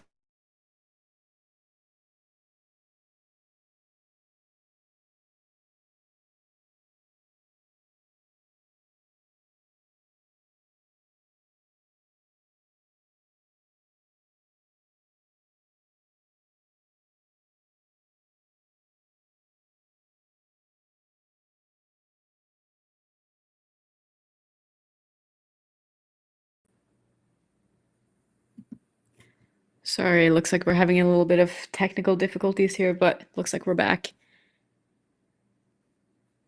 And Jeff did decide to play CEE next to Maine. Yes. All right. Yeah, I knew he wasn't going to play CEE here. Not the way he's played this game so far, but CEE there. That makes sense. Yeah, he really And seems to be sticking to his game plan here. this has been really interesting to watch. A player who's relatively unknown, who just every single play makes an emphatic statement about how he plays Scrabble. I've learned Jeff Cook's strategy this game. I think we all have. He plays a lot of defense. It could also be just because he is playing against Chloe, though, and maybe he knows that she's really good with bingos and long words and knows everything, so he doesn't want to give her a chance to get her bingos down. It could be. Some people just see that their opponent's rating is big and they decide to play a bunch of defense. Chloe is very scary over the board, so you don't want to let her wield all the words she knows. EAU is going to put Jeff in a weird position. That opens the board in a way that I'm sure is going to make him uncomfortable, but I mean, he's Chloe just is. gonna bingo though. Oh, yeah. He's just going to bingo, though. Yeah, just Yeah. play I don't know why I remade didn't see it. remake it on that. No, not there. Move it up. Move it up. Oh, Ah, I guess he doesn't. Does he not want to set up cremated? Is that why he's playing it here? yeah. Remated Because he plays could, up here. yeah, he could overlap it for a lot more. 8 There's only more one points, C but left. I think he just didn't see that. I mean, he's played defense all game, so it Yeah, kind of makes sense that maybe. he played defense again here too. I feel like that was just a miss. I don't Could be know. wrong though. I don't know. Normally, I'd agree with you, but he's played so much defense all You game really that I think can so? actually see it. I do, yeah. Yeah, maybe. I mean, you could be right. You could be right. I think Chloe just like insta plays groom here. I think she's just making sure she doesn't have a bingo.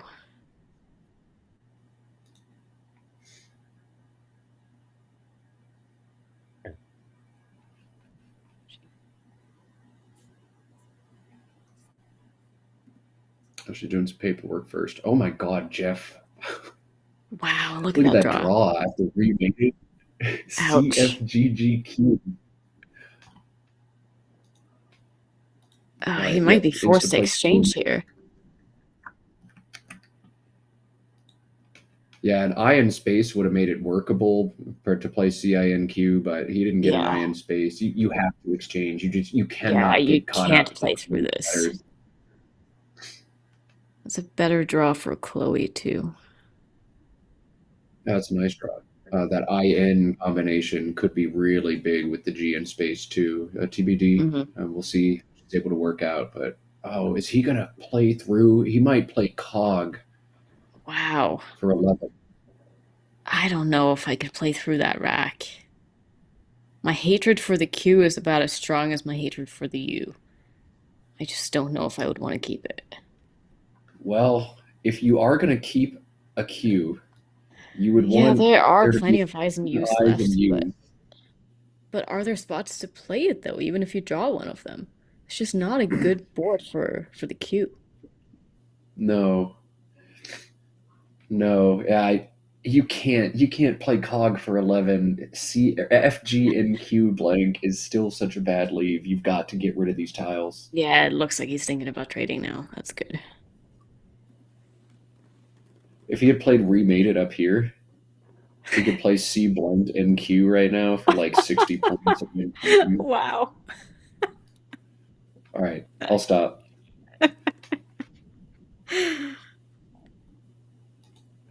Good exchange, good choice. Yeah, it feels instinctive to try to block there, but you just can't. That wreck is too bad. And Chloe now is going to be forced to decide if she wants to open things up. Equity play is HAUTE right here. It keeps I in to threaten right here, but That seems it's a good to big ol' me. exclamation point.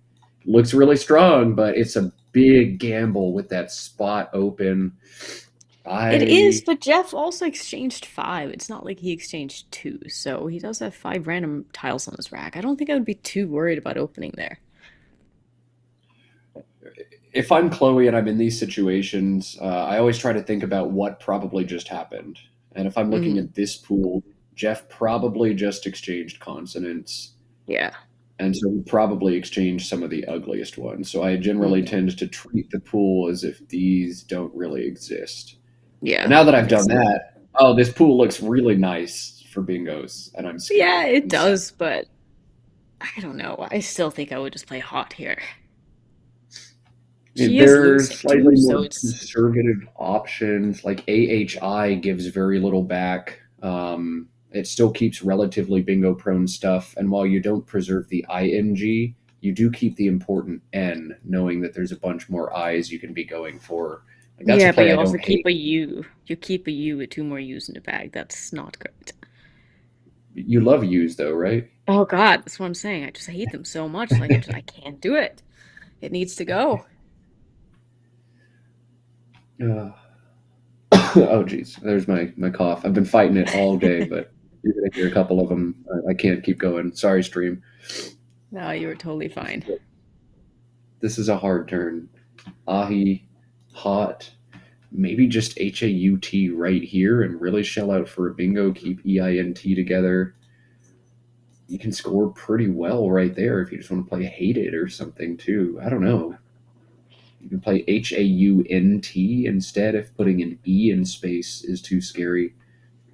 Nothing's great, but a lot of stuff is all right.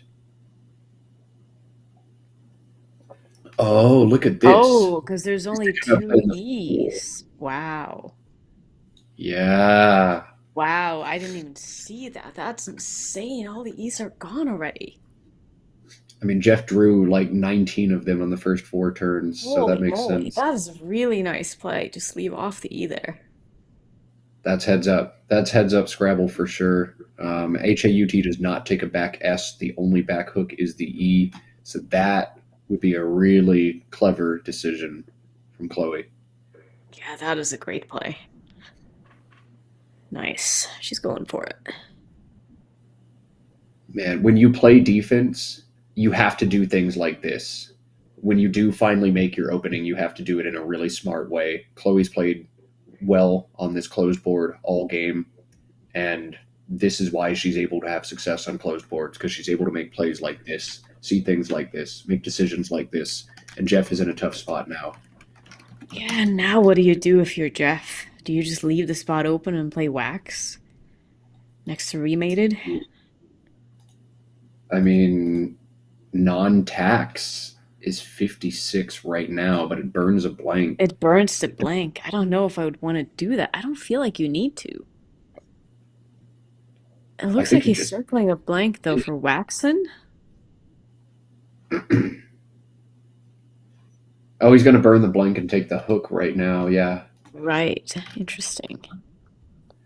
49.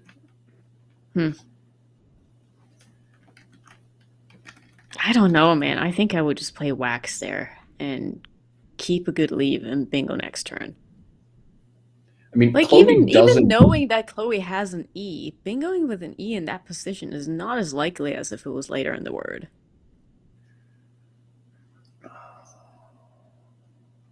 I don't know. He's up by basically a bingo now.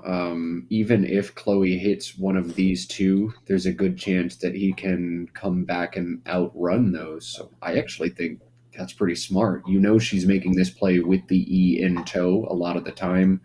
You're worried about it. I don't know. I don't hate the decision. It did happen very quickly, but Chloe's starting to get down there on time. I think he's just trying to put a little pressure and say, all right, you're down 60. The board's getting mucked up.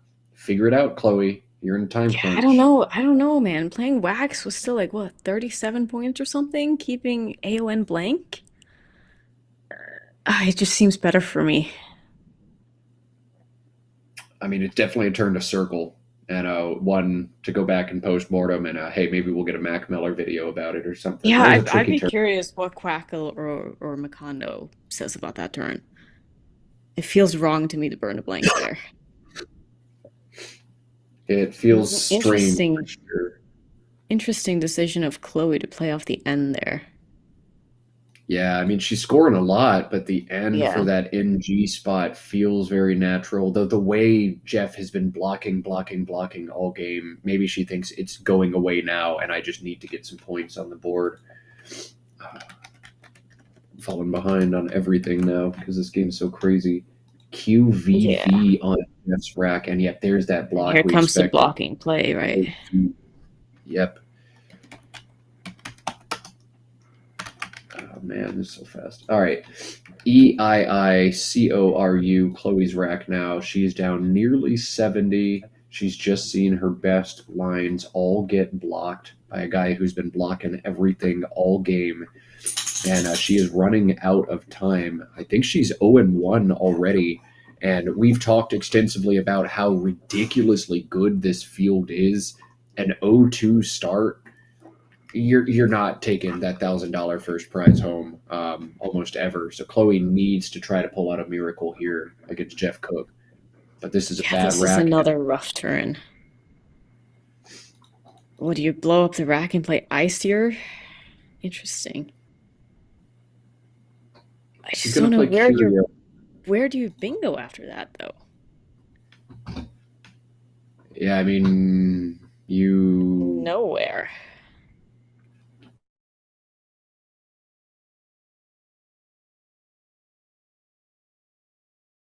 wing.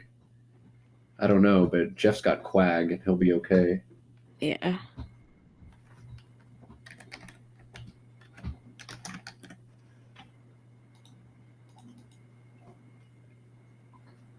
All right, getting a little score check here. Jeff is ahead by 42. Jeff is on turn. There are 10 tiles in the bag from Jeff's.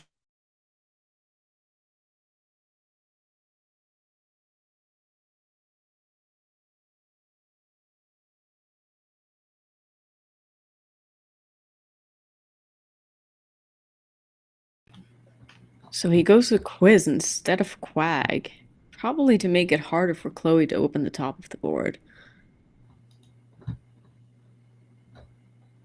Yeah, I mean, Quag does give up the absolute nightmare situations like Sequoias or something where the queue is exactly in the third position. Quiz doesn't do that. And hey, if you feel like you're in the driver's seat and the only way you lose is if the worst thing possible happens, well, Right, don't and let I the was worst thing happen. yeah, I was also looking at hooking Varv and with the D and trying to set up something like she could have played Gad setting up the E for the triple, but this just takes away all the possibilities of doing that.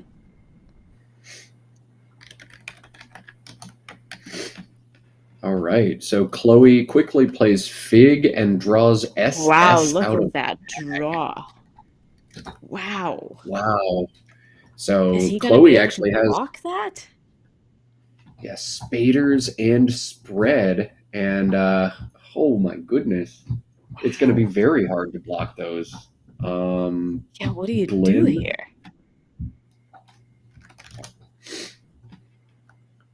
Oh man. You could play. Jeez. Oh geez. I got to get my pen going. Let's walk through this one. BLIN. It has a million back hooks, but it doesn't take an S.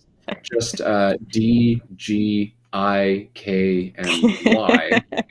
Yeah. But looking at the unseen pool, okay, D and I. You probably can't play Blinn, Yeah, that seems a little crazy. but you want to do something to address the Sieves hook, right?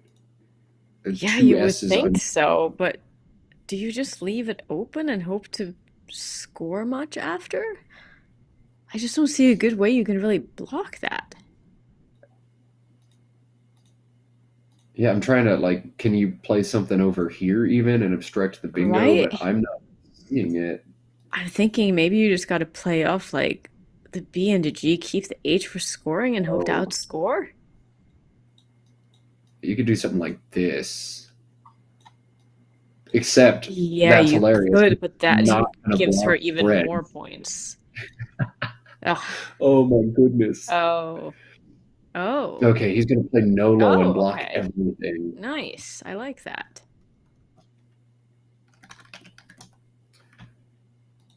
Yeah, wow. And he's gonna Yeah, block nice. everything. Yeah, that was a really good play.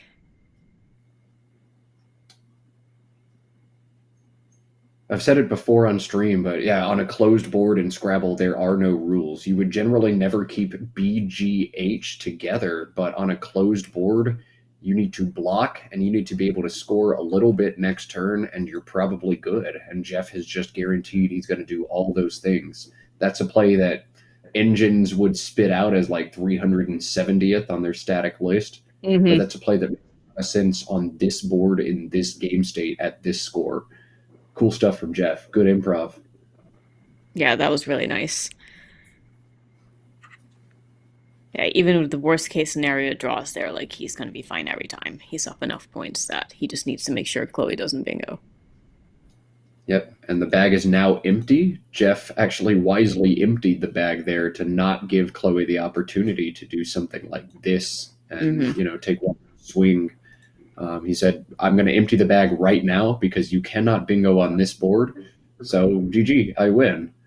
And wow, this has been really cool to watch from Jeff. This is how you play Yeah, a this closed this was board. awesome. He really followed through with his game plan from turn two. I mean, he knew what he wanted to do and he did it. Yeah, hats off to him. Yeah, now we just got to sit here and wait for Chloe to be sad. Let's see. Engine says Chloe can actually pull pretty close in this one because of how bad Jeff's rack is. She can make this a 14-point game if Mm, she plays her game right, but 14 is not quite going to be enough. Jeff is going to be able to play his defense, hang on, and win.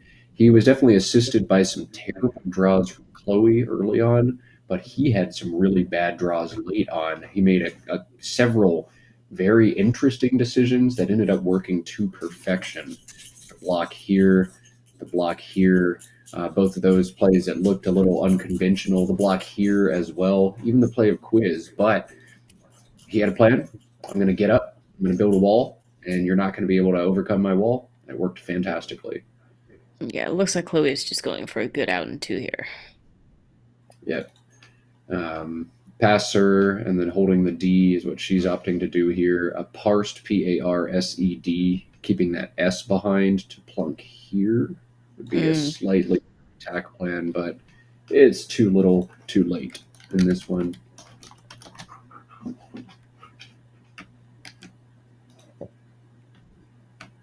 Yeah, I don't know. I Pass feel like the play that I'm the most curious about from her was playing Curio when she did. Like, I really wonder what her thought process was there. Like, just knowing Jeff's style, it makes it really, really tough to come back after that. I think that's maybe a moment of growth. It's really hard to deviate from equity, and Curio is such a strong equity play in that situation. But it's hard to know when to just ignore what the engine is going to tell you to do. And I think just the Hmm. way Jeff played it, maybe it's more obvious for us than it was for Chloe over the board. We were looking at Jeff's racks and she wasn't, Yeah, but we could tell the board was not going to open up. So you can keep a great lead and score some points, but like to what end? I think maybe you have right, to keep exactly. punches there. I jumped ahead and got the scores ahead a little bit. If Chloe does put her D down in the correct spot, this one right here, the final is going to be 342 to 356. Jeff hangs on to win by 14. We'll see if we get a post mortem after this wild defensive nail biter of a game. 356. Yes. Good game. Yeah, I drew fairly well. You had one good rack. Yeah. Two at least. This. Yeah, and- this one. Well, this was a good rack. Oh, that's good back, but it's the end of the game. Yeah, there's a good block. I had to block because I saw the S's were Yeah, out. I had spreads. Oh, yeah. No, I had to do that. The other one was Newell, but I was 100% sure of Nolo and Yeah. 95% sure Newell. How do you spell it? N-O-O-L. Oh, I know. Oh, it's M-O-O-L, I guess. Yeah, something like that. Yeah, but yeah, Nolo I knew. Yeah, so. that one's good. And I had to burn my E to keep the. Yeah, I know, because when I played this, there was only one other E out. Yeah, we burned through those quickly. Well, anyhow, I enjoyed it. Now Yeah, it was a I'm good one game. in one lifetime against Clement. I do not have a cell phone. You can use. No, you can go ahead and do it. I'll make it Okay. easier. I would not Okay. go do it. All right, so that is one of the cool things about watching tournaments like this. You get to see a lot of really good Scrabble players, but you also get to see a bunch of different strategies. Jeff Cook playing a very defensive game of Scrabble, Chloe adjusting well, but Jeff having the right stuff, making the right plays at the end. We got to see a really cool game, kind of that NWL grind style of Scrabble. we're not even going to combine to score 700 points, but it's fun, right? The next match is going to be a really cool one. It is going to be our final match of day one of this tournament. That match is going to be a rematch of the final game of this event last year, and that was Jackson Smiley versus Michael Fagan. Oh, Jackson with wow. a late to improbably knock off and upset Michael and win the tournament. So that's going to be our final game of today. Jackson and Michael Fagan. That's going to be super cool. Annette, give us just a little primer about those two players for those who maybe aren't so familiar. I think this is going to be a really, really good match. I have watched both of them play quite a bit, and I always learn a lot from watching Jackson. I think he's a very creative player, and it's something that I strive to do when I play. He makes me think outside of the box, and I think that's really cool. Michael, obviously, a very solid player as well. I feel like they have pretty different playing styles, so it'll be interesting to see just how the game works out. Yeah, I love a lot of the matchups we get, but this is one of my favorites. Michael Fagan, the 2022 North American Scrabble champion, and Jackson Smiley, the 2022, 2023, and 2024 Word Cup champion. So both of these players have won big money at major tournaments before. Both of them have had success at Lake George before. Both of them would love to go home $1,000 richer. My favorite part of this matchup, though, is, and I probably shouldn't say this out loud on air, but I'm going to anyway. One of the holes in Michael Fagan's game, or the book on Michael Fagan, is that sometimes he doesn't challenge as much as he should. Hmm. And Yeah. Jackson has capitalized on that a lot of times. And I wonder if we're going to see like just some horrific, terrible, phony attempt from Jackson again. Maybe this ends up in a Mac Miller phony video. So that's always the thing to watch out for in this matchup. How Yeah, that is one ridiculous of will my favorite things about Jackson is that he purposefully phonies. Like he has no shame.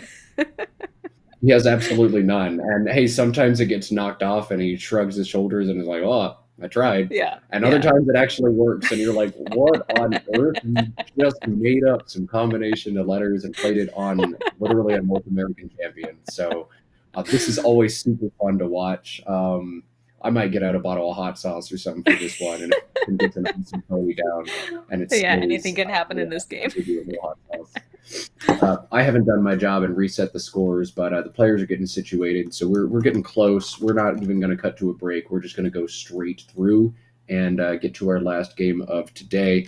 While I get these scores reset, I do also want to remind everybody watching that today is not the end of the tournament. Today is the very first day of the tournament. We will be back tomorrow, 9:30 a.m. Eastern Time, 8:30 a.m. Central Time for me.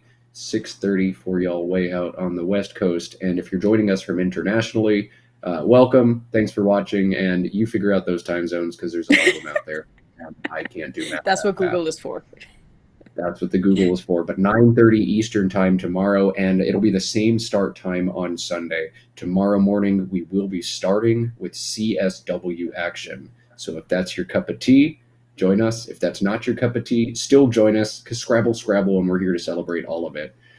Let's see. We got context. We talked about the players. The players are getting wrangled. So we're going to hang tight and chat for just a little bit while the players get situated, and we will play Scrabble on Let's Play Scrabble. Annette, say something interesting. I don't know what to talk about. What do you want me to say?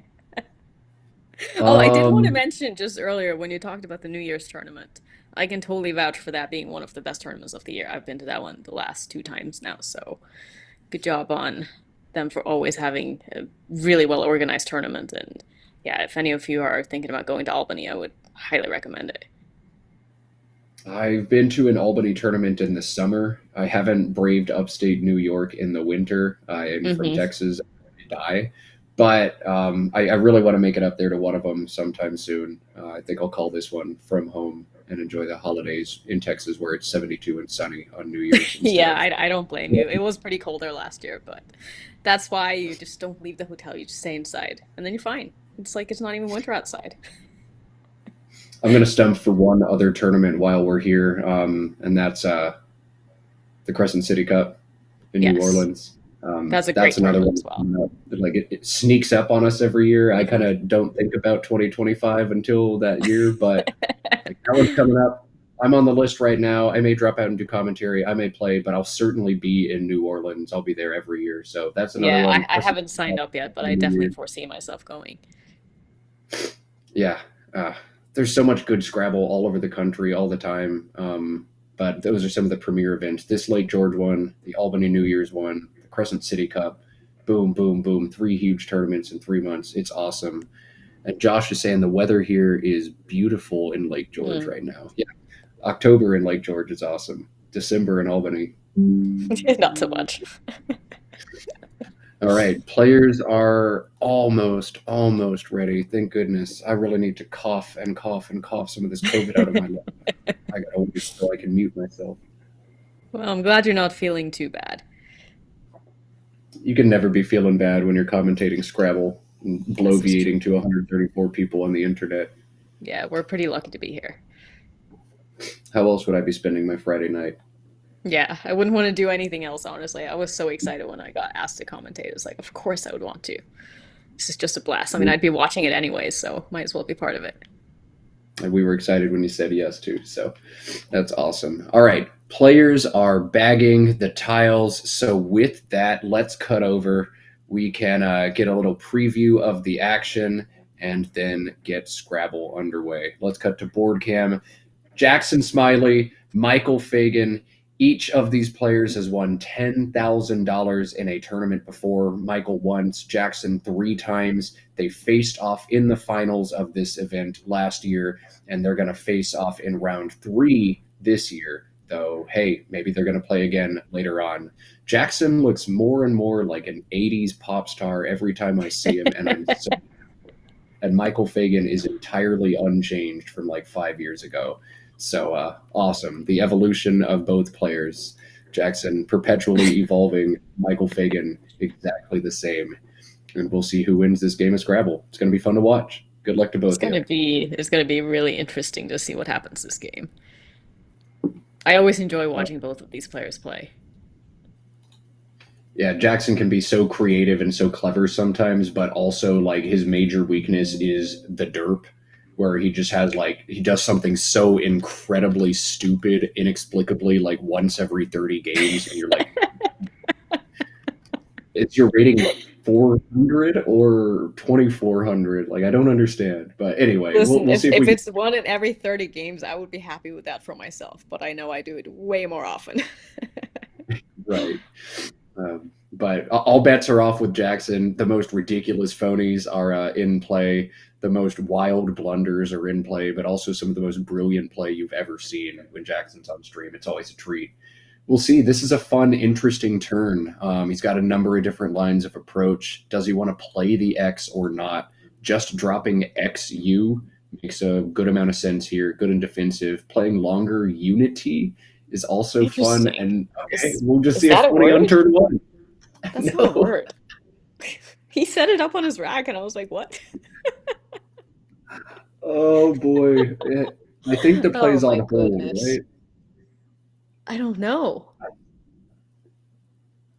Is Jackson drawing? Yes, he is. All Oh my right. Well, God. what did I say? Jackson's going to play a phone. I didn't think he was going to do it on turn 1. Oh, this is amazing. And Wow. that's like 13 points better than any other option. And it sets up this ridiculous S hook that Jackson can use if he wants to, or can challenge off if if Michael tries to take it. Yeah, Fantastic. that is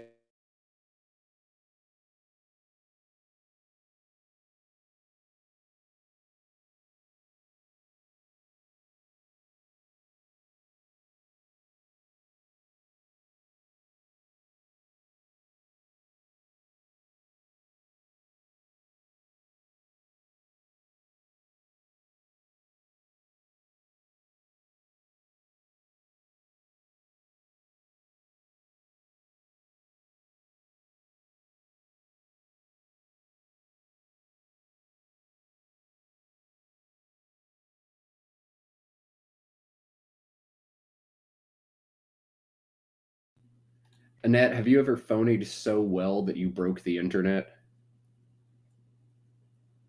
No? All right. Well, it seems that Jackson Smiley has. Xylan, the opening play. Michael does have an opening rack bingo. He's found it here. The 7-letter Aeolian plays in 3 different spots on the board, though the highest scoring option just 63 points. But wow, this is a game where Jackson could be down huge, play XU for 18 and then get bingoed on with a blank. But instead, Jackson's going to be down just a little bit. That's incredible. Xylan, opening turn, 46. It's awesome.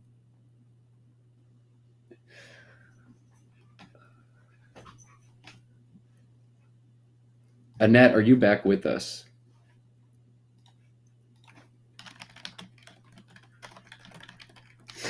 All right, Annette is not back.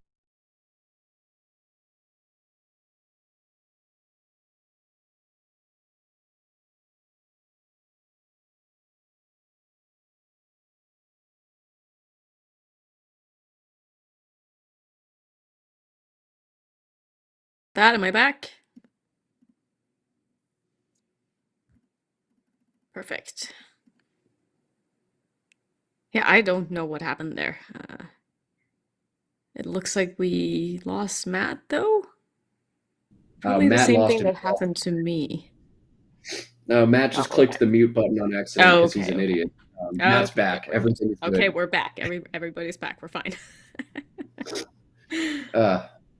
So Michael do you think has he's just looking for a Aeolian. different bingo here, or I guess so. yeah, when I maybe saw he's trying to Michael's find rack, something with the X. yeah, my spidey senses went off immediately. Like, ooh, there's an X bingo here. Right. What is it? What is it? What is it? And But there nobody's is home none, there. right?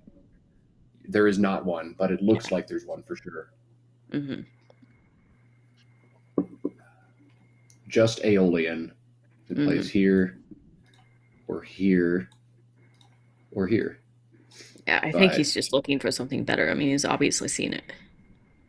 Yeah, well, tick, tick, tick, time's a ticking. Yeah.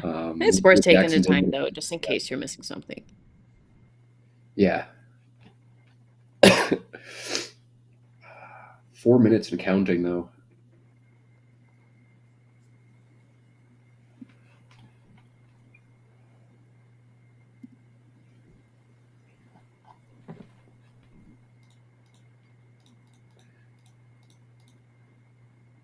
I don't even have words to describe Xylan. I'm just so happy it happened. I know, me too. I just cannot believe that stayed on the board. It's amazing. I love getting Jackson on stream. I wish I could have Jackson on stream every round of every tournament. Yeah, I know. I don't think I could get sick of watching him either. It's going to feel so much better for Jackson watching this blank bingo come down. Like, God, if I hadn't done this, you would have just bingoed a gazillion on me. And I've seen this one before. Michael draws both blanks and bingos on the first 3 turns twice, and then I lose. Michael's playing it for 60 and not for 63. Not exactly sure why. I think he just wants to avoid slotting the A there and playing the more defensive option here. Yeah, I can see that. I mean, it's a lot harder to overlap in this position for a lot of points.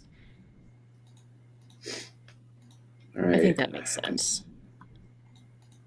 Yeah, I can get behind it. That spot would yield some pretty massive overlap. So I don't hate that. I like his decision here. Yeah. Jackson's going to have a decision to make now. He's got a bunch of different plays here. One word that I almost always play when I can is this one here, up boil. Those are just some absolutely horrific letters, and you can make a word out of them somehow. So that's an option for Jackson. He doesn't have to worry about the X because he already played it, but he does have to worry about the Q. That's pretty scary. That is a nice way to play out of this. Bop for 30 right here is also solid. Bop looks pretty good too. AITU though, not a big fan of that. Not great. Often splitting the difference, something like BUOY is another way to work out of some pretty bad letters here for Jackson. It's a lot of good options, but no great options. He'll spend some time here. Well, maybe he could just come up with a phony that could really clean up his rack. Yeah, I can't tell you what Jackson's going to do. You just don't know what he's going to do. You just don't know. right? This is a pretty good situation to do it again too. You got some bad letters and some weird combinations. Maybe you play payout. That's not bad here. Payout Get rid looks of a pretty good. yeah. Keep bi. Not the worst leave. Yeah, I mean, there's just so many spots to look at here. You know, you got to make sure you're not missing some kind of a double double through that L. Maybe there's like a box word or something. I mean, you got to look at all the possibilities. Yeah, yeah. Take your time. One thing that Jackson may be thinking about is he wants to leave this hex or this Hmm. tile rather square unblocked. If you play bop, you're never gonna Right, it's never bait going Mike to get hooked. there. So I'd be looking elsewhere. He set up Oba on his rack. Is that going next to Silent? Or is it going there? Or is it going there? Yeah, it could go in either place.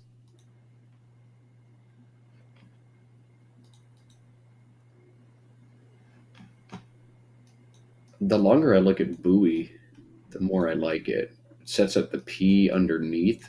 So if you don't have any enticing options, you can at least eject it there next turn. Yeah, I Block. mean, you know how much I hate the U, so for me, the U has to go. There's just no question. Uh, okay, so it looks like Jackson's he's going to going play. for a boil. That's nice. I like this. Yeah, Just I do hope too. Michael doesn't have the queue. Right. Which we know he does not. Indeed. That H is going to lead to some points for him, though.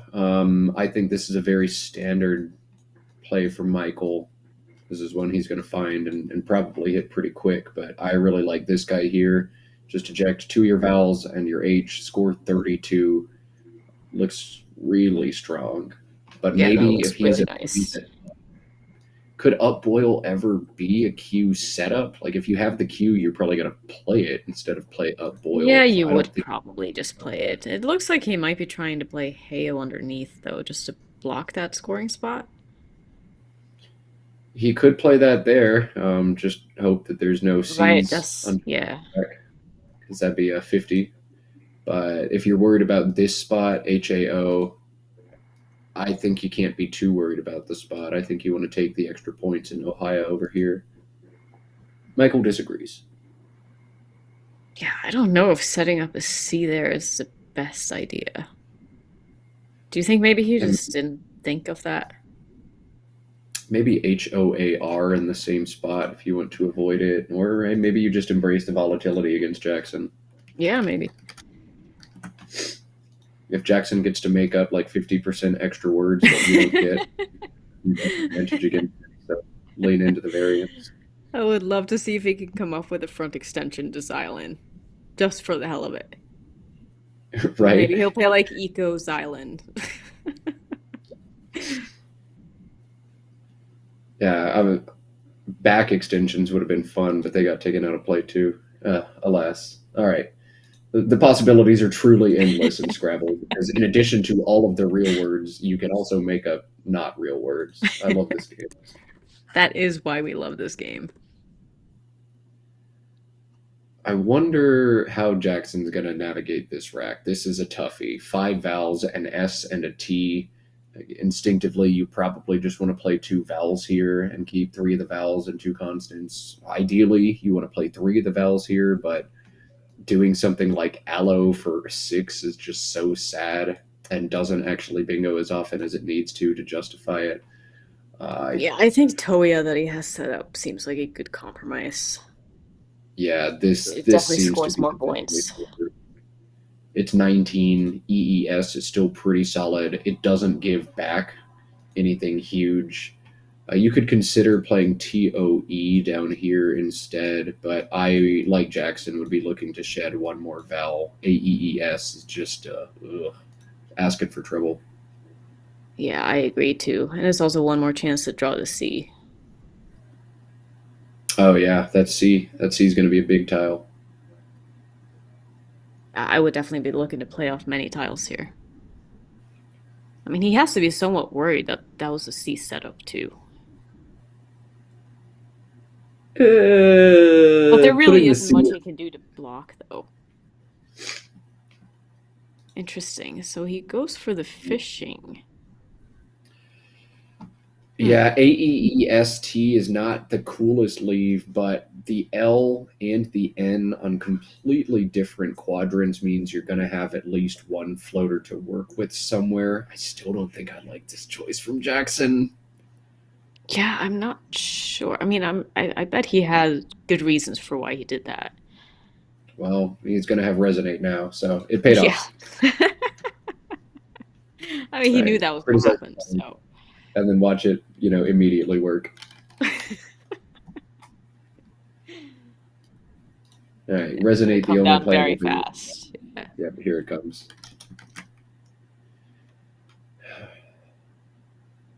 That would look like Oh, a good geez. draw for Michael. Oh. WUS the last two tiles. I botched the score. Let me reset this real quick. Ignore everything you see for a second. Jackson played Resonate, not Michael. Jackson is winning this game 155 to 134. Okay, my bad. Everything's fixed. And Good Michael job. has found WU together. Yuck. God, that's just brutal. This rack looked so good before the last two tiles. All right, so we can see a little word knowledge check for Michael. There's a 6 on his rack that I don't think I would have ever pulled the trigger on, but it's maybe his best option here. He has no 7s no 7s and no 8s, no playable bingos, but there is a 6-letter word that plays for a lot of points right now. I'm gonna guess it's Always, undrew. yeah, undrew is Yeah, the I 6. wouldn't be sure of that either. Wood, WUD for 19 makes a lot of sense. Just fishing a W keeps a really stable lead of Yeah, that's gonna DENRSU. bingo a lot. A That's lot of the tempting. time. But if you think about it, this spot's almost definitely going to go away. And maybe even the L in space is going to go away if Jackson's able to block here. And you're forced to draw an 8 down to one of these. It's not as likely as you'd think, but having that Right. S there is probably strong enough. But undrew, if you know it, is 33 points here. You Yeah, just I got to mean, that know is it. definitely the right play if you know it. I would hesitate to play that. It also plays here for 30. Hmm. I don't know. Tricky turn. I wonder if we're going to see what. I wonder if we're going to see the fish. Now he's set DE off to the side. I wonder what he's thinking of doing with those. I have no clue.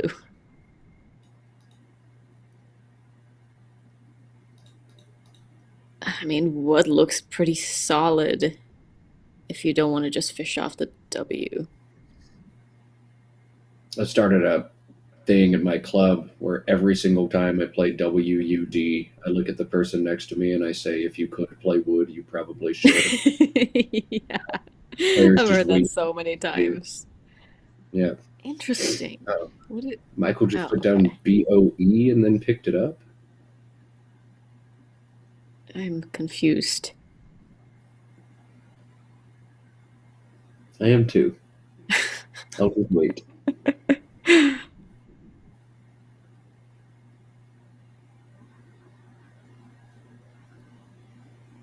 Oh, Jackson drew the C. He's got chew. Oh, I didn't even look at 9. his rack. Wow. That's so many points. I think it's 900. Sounds about right. If I was Mac now, I would just be like, oh yeah, that's like 62, just wouldn't even count it. 57. But I can't do that. 57 feels like cheating.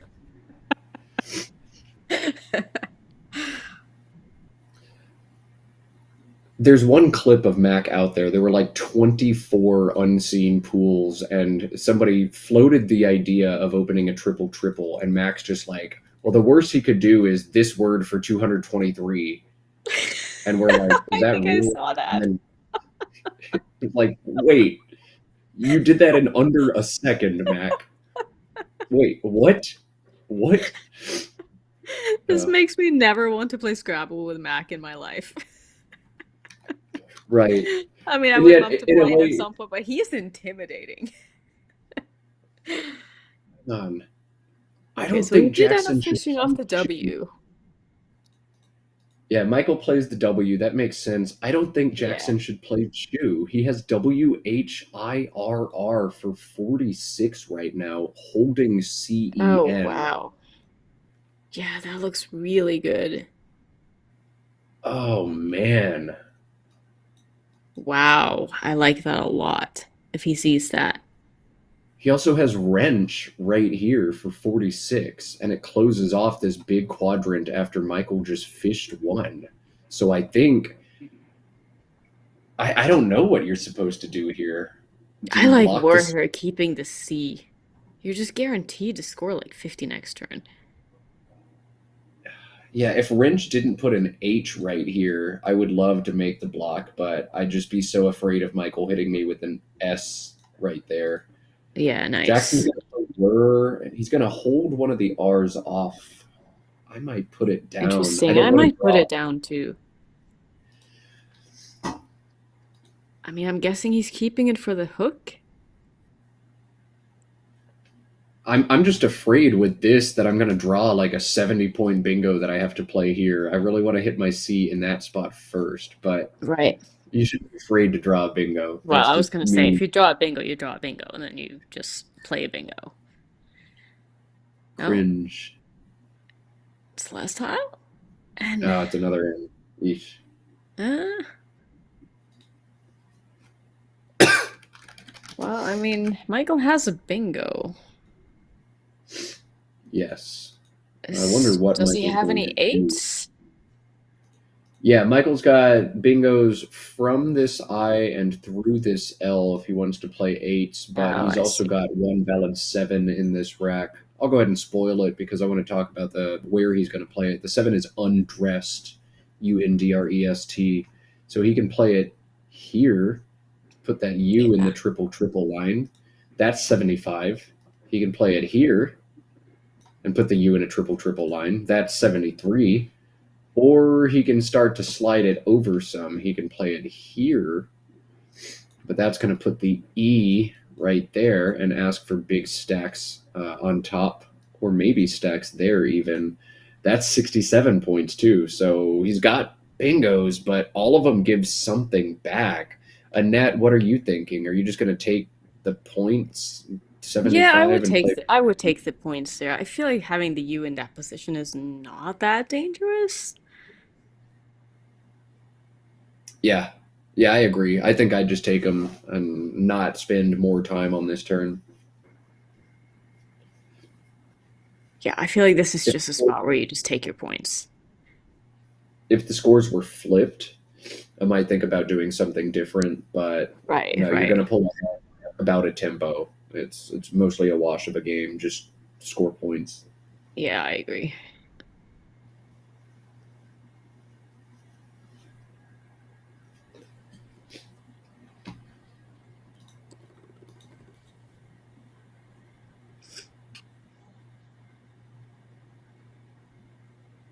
Yeah, it'll be interesting to see what Jackson does next turn if he tries to keep his C still, because I don't think he has any bingos.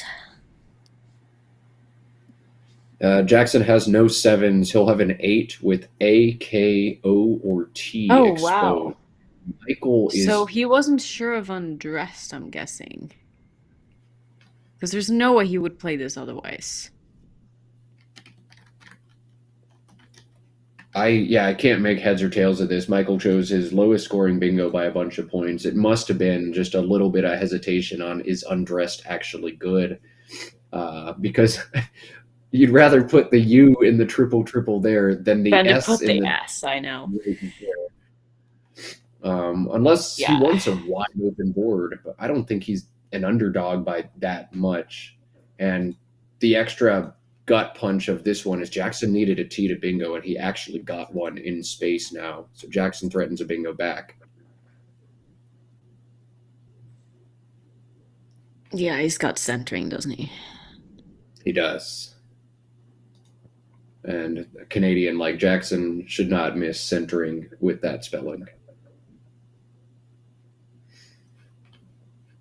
But Jackson has set up CINE. He's tunneled right in on the C spot.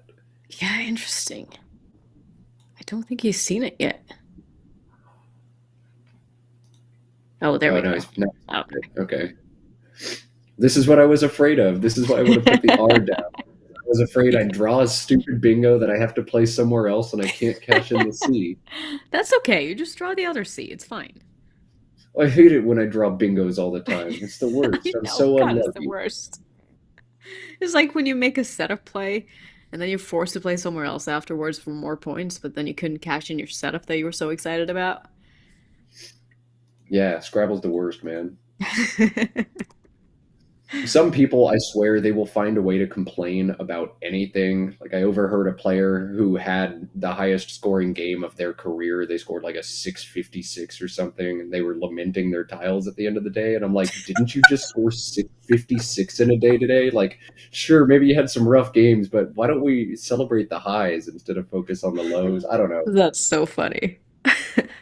People love to lament their bad fortunes in this game, but I think Oh, we of should course. celebrate victory too. Jackson's found a blank. There's a So victory far, for him. so good. Oh, that's That great. is That's most Ivo certainly Game going to and bingo. Big I don't Gine, see and any I wonder if bingos from Michael here. yeah, Michael does not have playable bingos here. He's in a really tough position, especially now that Jackson's found this great rack. Jackson threatens miss begin through this S, though no double doubles. Michael set up gradiate, which Ooh. I think I've played before too. It's not valid. But he set that Yeah. up for a minute, backed out of it. I wonder how Michael's going to work out of this rack. He wants to try to keep this line open since he's in bingo prone range and he's trailing. There's a really sneaky way to score a lot and keep some of the bingo prone stuff, either playing exacta or exacter in this spot. Keep some of the good stuff together. He's also got really nice stacking plays down here. AGITA is 31, 5 stacks. And if he wants to try to take this S out of play, Aegist is a pretty good option to do that as well. But Michael's got to decide how much defense he can afford to play here versus how much offense he needs to play, given that he's trailing in this game. This is a really hard turn for him, and I don't know what's right. Yeah, it's a tough spot. I mean, I'd be tempted to take out that S. I feel like there are still enough lanes that you're not going to get completely shut out yet. Yeah, there are enough lanes, but so many of them can go away with one nice play right here. Right. You know, this line here, stuff to the L. So Yeah. if I play Aegist and then Jackson smacks me here, I'm going to be But then big sad. you can still open. Oh, triages. Yeah, that's pretty good. I don't mind this play. Yeah, I quite like that because it does set up 2 more bingo lanes up top there if he has a good draw. Yeah. You can't let Jackson hit 45 through that S. You're just going to lose if that happens. So it makes some sense to take it away. And you don't want to play Aegist if you can open the board. Triages is a good way to do that. But with Jackson's pull, it was so good that Jackson's threatening bingos in a bunch of different parts of the board all at the same time. And now he gets to decide which one's the most defensive, which one scores the best and blocks the right kinds of lines. He's got 2 different bingos through this D that scores 74 points apiece. I'll let chat figure those out. He's also got a 7 that plays right here. And that 7 is also going to obstruct this OE spot. You can't block everything on this turn, but you've got to decide, do I block this space or do I block all of this? If I'm Jackson, I'm on the left side. So yeah, I think I agree. Here. He's also got bingo. Is it Biguine? Yes, I'm not looking at the quackle. Yep. Biguine is the 7 for Jackson. And it also Yeah, plays as an 8 with an S on the end through this U. right. So That's what he Michael is should do. still gonna bingo back though, no matter what I think he does. Oh, yeah, he's found Toaster. Wow, if you're going to draw Yeah. 6 tiles, want him to be Toaster. Out rates Sea Trout. Yeah, he'll be fine. Yeah.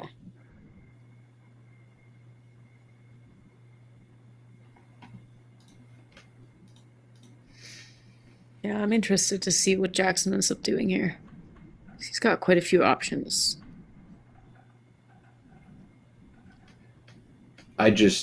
I would love to make this go away so bad, and I have a bingo Yeah. that makes that go away. I'd love to Yeah. make that go away. Yeah, I like your thinking too, especially with the scores the way they are. Like he's gonna be up a bingo and a half. It's gonna be really tough for Michael to bingo twice after that. I agree. That's what I do. Yeah, I like And it. that's what Jack. Nice.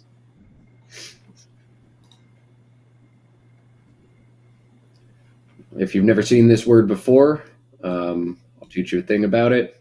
You can also make that an E, Beguine, or Biguine. They're useful. They get you out of some nasty wrecks, like Jackson just did here.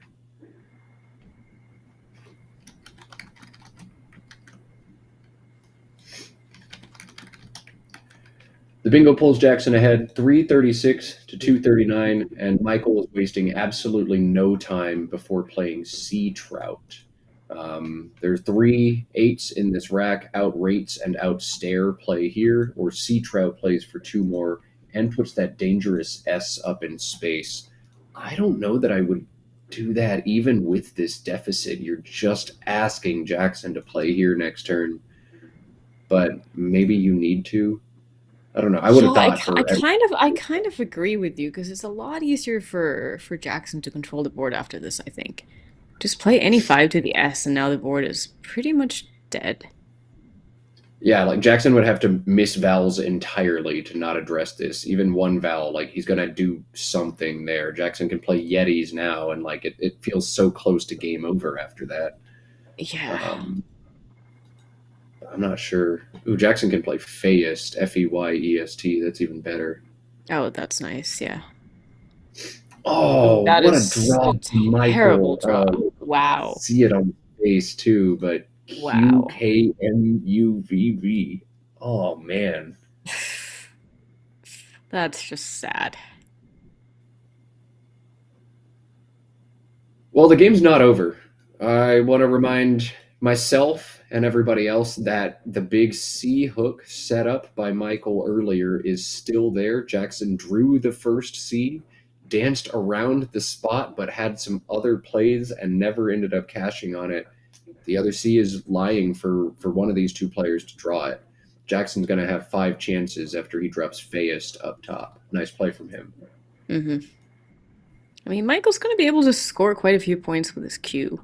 Leave is going to be atrocious, but I mean, what are you going to do? Yeah, I mean, Qua's 48. Yeah. So How can you have not to, just play that? my God, KMVV. No, you can't. You can't play Qua because then you're not going to be able to exchange. You're going to leave 7 tiles in the Ugh. bag after. So Jackson, if he What do you plays do even then? cry, Yeah, I mean, I feel like you're just kind of giving up on this game at this point and just being like, I'm just going to save my spread and go on to the next one. I just don't see a Mike, world in which you win this game. Michael set up Makwi here, which like Yeah, but that that's keeps not. me, I mean, right. Maybe you draw Aquavits, Yeah, right. AKVAVIG, the late AV Ah, Marika taught just me this brutal. one. God, yeah. I guess you can play Makwi and lose. You can play Vav and lose. I mean, VAV. you're just gonna lose no matter what you do. Yeah. You just accept defeat and you, okay, interesting. I think this is right. Like, there's just Yeah, no path to maybe. KVVM on your rack, and maybe you can draw something absolutely bonkers and threaten something crazy. I But guess.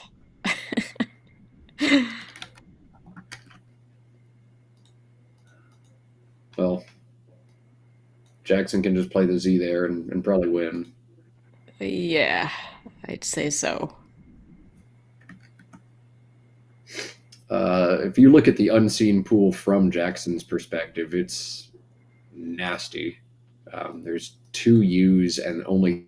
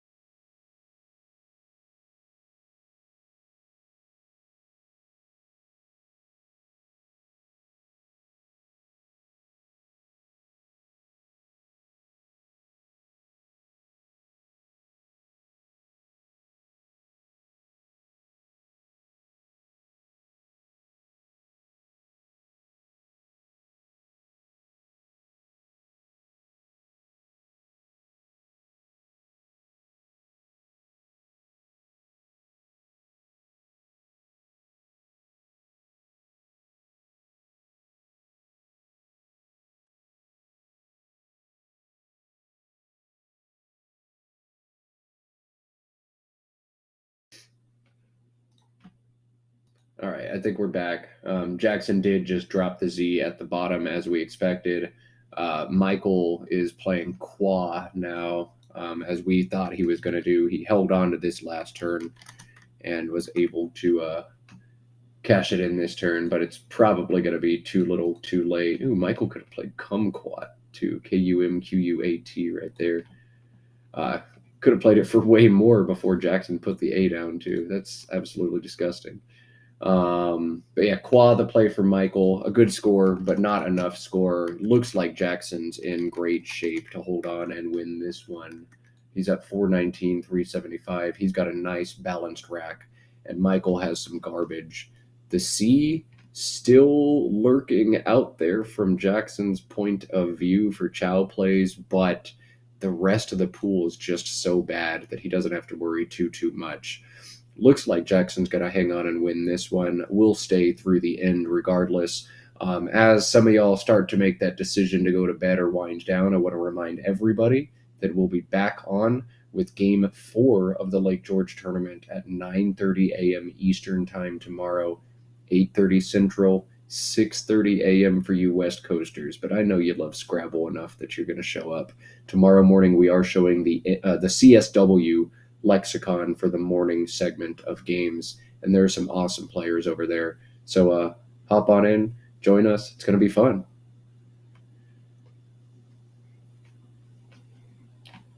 We're trying to get Annette reconnected. Every time the internet drops, we have to do like 1,000 things behind the scenes to get everybody back in. But we are working on getting her back set up. Yeah, am I back now? Yes, she's Okay, back. Welcome back, Annette. perfect. Thank you. I had to refresh twice. I don't know why it didn't let me in the first time.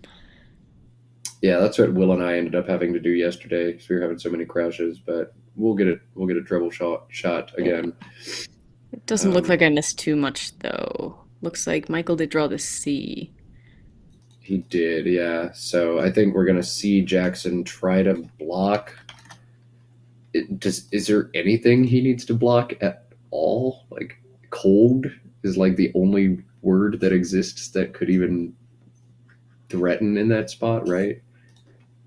Yeah, I don't know if I'd be too worried about that. Yeah, I think cold is the only word that Jackson even has to think about. Oh, Claude, it's anagram and CULM, and that's it. So CULM and COLD, and that's it. Not too much that Jackson has to worry about. And if either of those combinations happens, the rest of Michael's rack is so bad that I don't even think I'm threatened by it. But It looks just like he playing is some. thinking about taking out the spot just in case. Yeah, makes sense.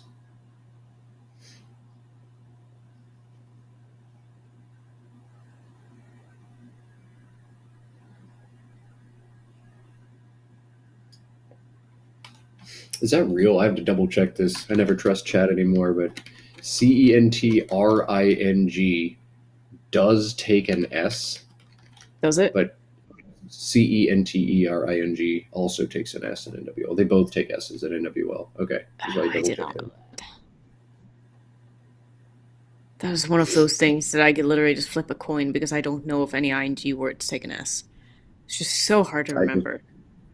I just guessed that they don't 100% of the time, and I'm right Yeah. 90% of the time. Yeah. Oh, interesting. I thought he was going to play that with Paul.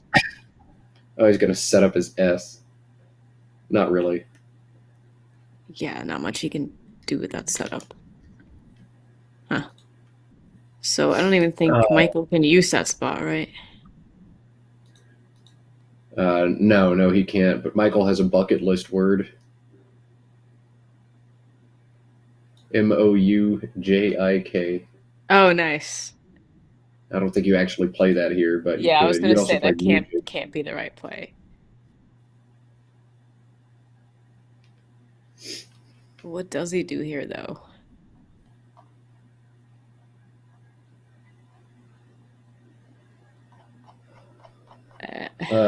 The engine says that his best end game sequence is playing Mudcat. MUDCAT. Wow, And really? that holds JOK. Wow. I guess that threatens JOUK and JOUK. Yep. So Yeah, guaranteed I out guess in that two makes if you play sense. Wow. Mudcat. I don't think I would have thought of that. Oh, it also holds Koji. Mm-hmm. Yeah, that's really hard. I Makes wouldn't have sense. thought of Yeah, that. that's really hard. The more human sequence, MUJIK, holds CDO, and that should go out. Does it? Does that go out? Oh no. I don't see anywhere.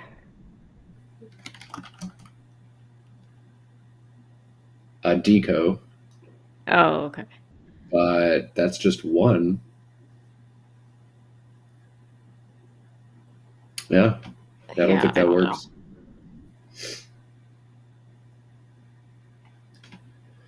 But all of it's going to be just a little bit too little, a little bit too late. And I mean, this game was decided, quote unquote, on turn one. Like, that's so good. That's so Yeah, good. That's so that was good. great. I just can't believe we got to see that on the opening move after we talked about it. I literally said, I think we're going to see Jackson play a phony. And then, like, 30 seconds into the first game, he does it. Jackson is just so fearless. I love it. And we've seen Michael play a little bit more scared than the Michael Fagan who won in 2022. I've talked to him, and I know he doesn't enjoy studying words. He never has, but it's become even more of a chore. And I think he's just kind of stopped doing it. But this was really uncharacteristic from a player as solid as Michael. Passing on undressed and playing this instead, that swung the game for Jackson. It gave him a bingo back, and just kind of felt like an uphill climb from there. So a little word knowledge shakiness, kind of the old hole in Michael's game, and then maybe a new hole in his game. He's got a little rust on there too.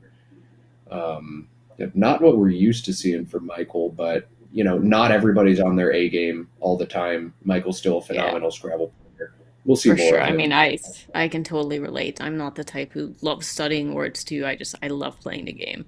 And if it takes me a little bit longer to learn the words, then I'm okay with that.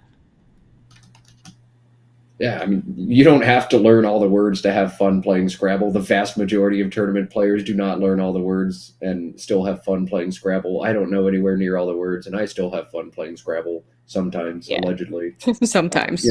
But when you're, literally the North American champion, and then all of a sudden the words start falling out of your head, like it's kind of frustrating to go back and think, oh man, 2 years ago I would have crushed this wreck, and now I'm not so sure. Yeah, I think we all have slips like that. Definitely. Joel Sherman explained it to me when I was a child as you're always, your word knowledge is like a little styrofoam cup, and you're always adding more liquid to your cup, but there's a Right. hole poked in the bottom of your cup, and it's always leaking out at the same time that it's filling up. And it's like, Yeah, that's a it's so very true. fitting metaphor. Yeah. Just always spilling words out of your cup. And unfortunately, it's the words that you spill out of your cup that are also the words that cost you games and tournaments sometimes. But Yeah. It's very, very true. all right, so looks like Dold, the play from Jackson. Michael's not going to be able to go out this turn. I think we're just going to see him play DOM. And even though he Yeah. would be C-step, Jackson only has one tile on his rack, so it doesn't matter. Yeah, so it doesn't matter. And Jackson gets to slam it shut. Yeah, it was a good end game sequence by Jackson. All right, we're going to slowly wind down coverage, but before we do that, I want to say a big thank you to Annette for hopping on and joining us on the stream. I was, again, super stoked to have you, and this is not the only time we're going to hear from Annette. You're joining us again later on in the tournament, right? Yeah, I should be here tomorrow afternoon for another 4 games. Looking forward to that. Absolutely. So 4 more games tomorrow afternoon in NWL land with Annette, and 4 games tomorrow morning. It'll be me and Charles Reinke in the booth. I always love having Charles. He's a real treat. He's a fun guy, strong player, and we'll have that coverage. Again, coverage begins tomorrow at 9:30 a.m. Eastern Time. And I'm going to confirm that afternoon coverage tomorrow starts at 2:45 p.m. Round 8 starts at 2:45 p.m. Eastern Time. But we'll see all of y'all at 9:30 for the morning session, and then the afternoon stuff after that. I don't know if Josh Sokol plans to stream after hours today, but I know he plans to bring much of the after hours shenaniganry that happens, the Scrabble variants people invent and play at these tournaments, the music that people choose to make. I think there's a Blitz tournament happening at this one, which is going to be super Is there fun to really? I think so, yeah. Oh, that is so fun. I So really hope Josh they end is, up streaming that. yeah, Josh will bring a lot of that action on his Twitch channel, Axer Typo. We're going to cut to the overhead mic and see what we capture from these guys, but not a lot to discuss in this one. Yeah, it's good. Just seeing one of those weird ones. Yeah. No, that would have been a big swing. I wouldn't have had a bingo then. What did you play? After Century, I needed a T really. Unless there's something else I didn't see though. Did you do you know this? KO? Chow, yeah. Do I have anything there? Well, I was wondering if you saw the hook. Yeah, I couldn't remember for sure if it was good, but by the time I got it, Yeah. I'm almost certain. For if it was one of those weird ones that I don't know if it used to be good, if it was only the S. I don't know. It's good though. Maybe it was at some point not good. Yeah. Interesting. Yeah, so that was the. Yeah, that was a pretty big turning point. Yeah, I mean, I still would have hit CINE there from 39 if you played undressed, unless I play something there. Yeah, then I wonder if like Yeah, I may the not want Q would play there. Yeah. But that's probably too much of a point sacrifice. And then that's why it took forever. Yeah, shit. So you're looking for something to the end or what? I mean, anything better than that. I'm not going to play it one spot up because that's too big a spot. Huh. Yeah, I mean, it feels like there should be something better, and there's like at least does it fit? It doesn't fit with any other overlaps. Mm-hmm. Almost fits, A but lot not of quite. almost. Yeah, I don't see anything offhand. And then there, I What kept. you have there? I do the T, so I had unders, under so, didn't quite fit on the board. See? And there I kept an A. I was wondering if like gradiate was a word. If what? Gradiate. I think it's a call-in. What phony I've seen. I didn't think so, but I doubt it. Gematria and Aries.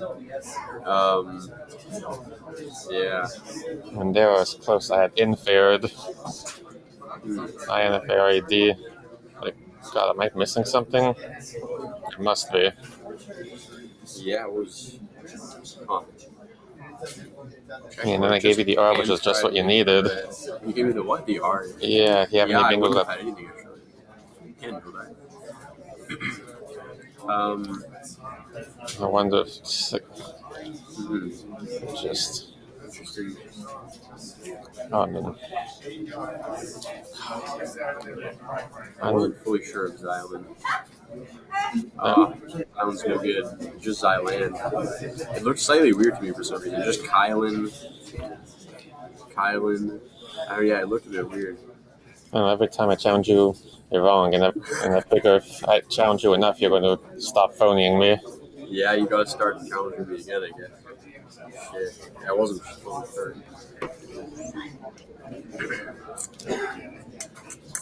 And Big Ween is only Big Wine. I think both are good. I mean, you must have had tons of bingos with Begin. Yeah, both are good. Okay. It's the only one I really saw. There must have been some. I'm sure there's others. Like there, Betiding. Yeah, I think they're both reasonable plays. Yeah, same score. I like taking out this. It just kind of keeps everything centralized over there. Yeah, but Undressed just keeps things really open. Super. I mean, at that point, you don't taking a bit of a lead, so it's kind of an even game. But obviously, you take 12 points. I think it's 71 versus 62. 73. Oh, I think you're right. Yeah, good. Oh, man. I wonder if I would have won if I did Undressed instead. Well, you can know. Who knows? It'd be an even game, really. You go there and you probably have a slight lead. Yeah. 36 versus 23. I'm up by 13. Your turn. Yeah, and then what would I do? I'd probably have to fish because I kept an A with that. Well, you can't know what you would have drawn. You wouldn't necessarily. I would have drawn the same. Yes, I would have after Intrude. So I would have drawn this. I assume I'm drawing the same thing. Sure, you can say that. And then here I kept QUAKM, I think.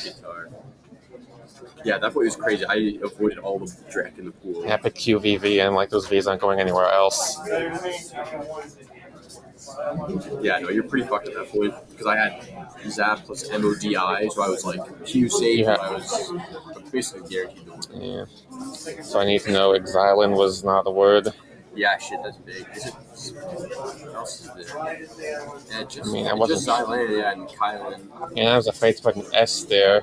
Like I was going to go, I think, something there, like not set unrested there, but I'm going to challenge Xylans. Honestly, I don't think I would have challenged. Like I was 80% sure of Xylan, so I wouldn't have challenged Xylans. I would have maybe helped, but like I don't think I would have challenged. I did like it. I mean, you blocked it with worse, so that wasn't an issue anymore. Well, yeah. And just forgot if Undressed was good. Some of those end with EST, some of them just don't. And if you challenge off Undressed, you're going to block Intrude, and I'm totally toast. So that was that really difficult spot I was in. Do I play the one I'm sure that's like 10 points less?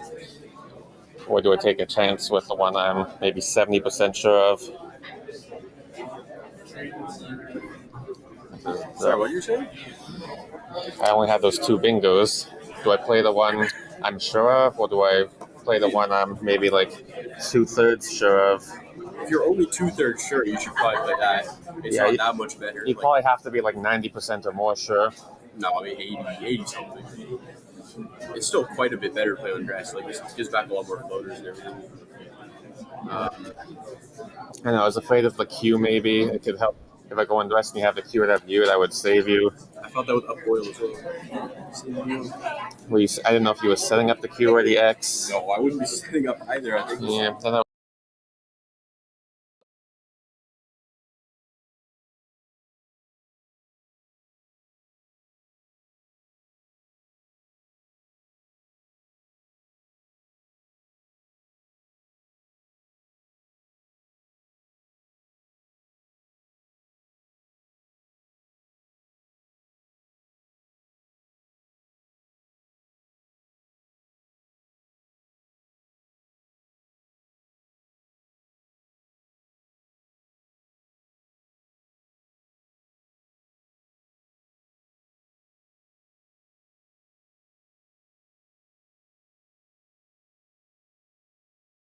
Spot the phony guy. oh my god. Would you challenge that? I opened with it, yeah. Immediately off the board? Really? What do you mean it doesn't even hit the board? He's saying before I even hit my clock, he's challenged it off. Then you'd be able to change your play and you wouldn't lose your turn. Oh, that's the killer.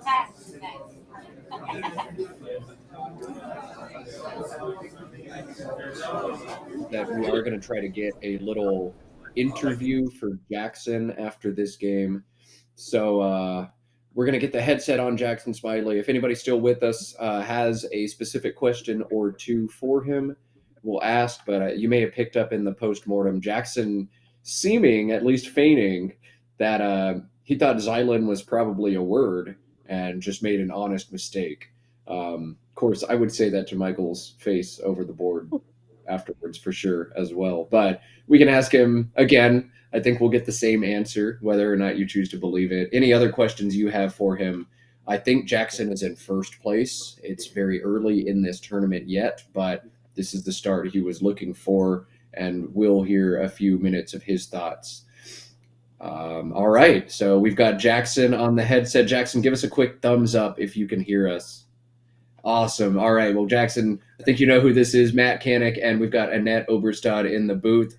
Congratulations on that fun game. Tell us the truth about Xylan. Was that true that you thought it was 80% a word? Oh, hang on. We can't hear Jackson. Josh, let's see if we can get that fixed, but headsets are not coming through.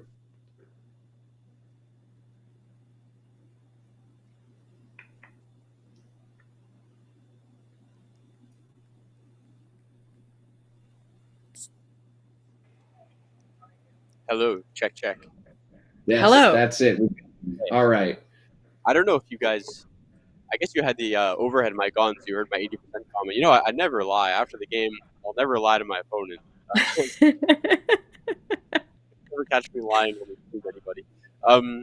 Yeah, it was about 8%. I had like a brief doubt. I was like, wait, is Island a word? Kind of reminiscent of H-Shides back in Albuquerque in the summer. I was like, let's not worry too much about if it's a word or not. Let's just play it. One of those, obviously, like after the game, I realized Xylan and Kylin are very similar.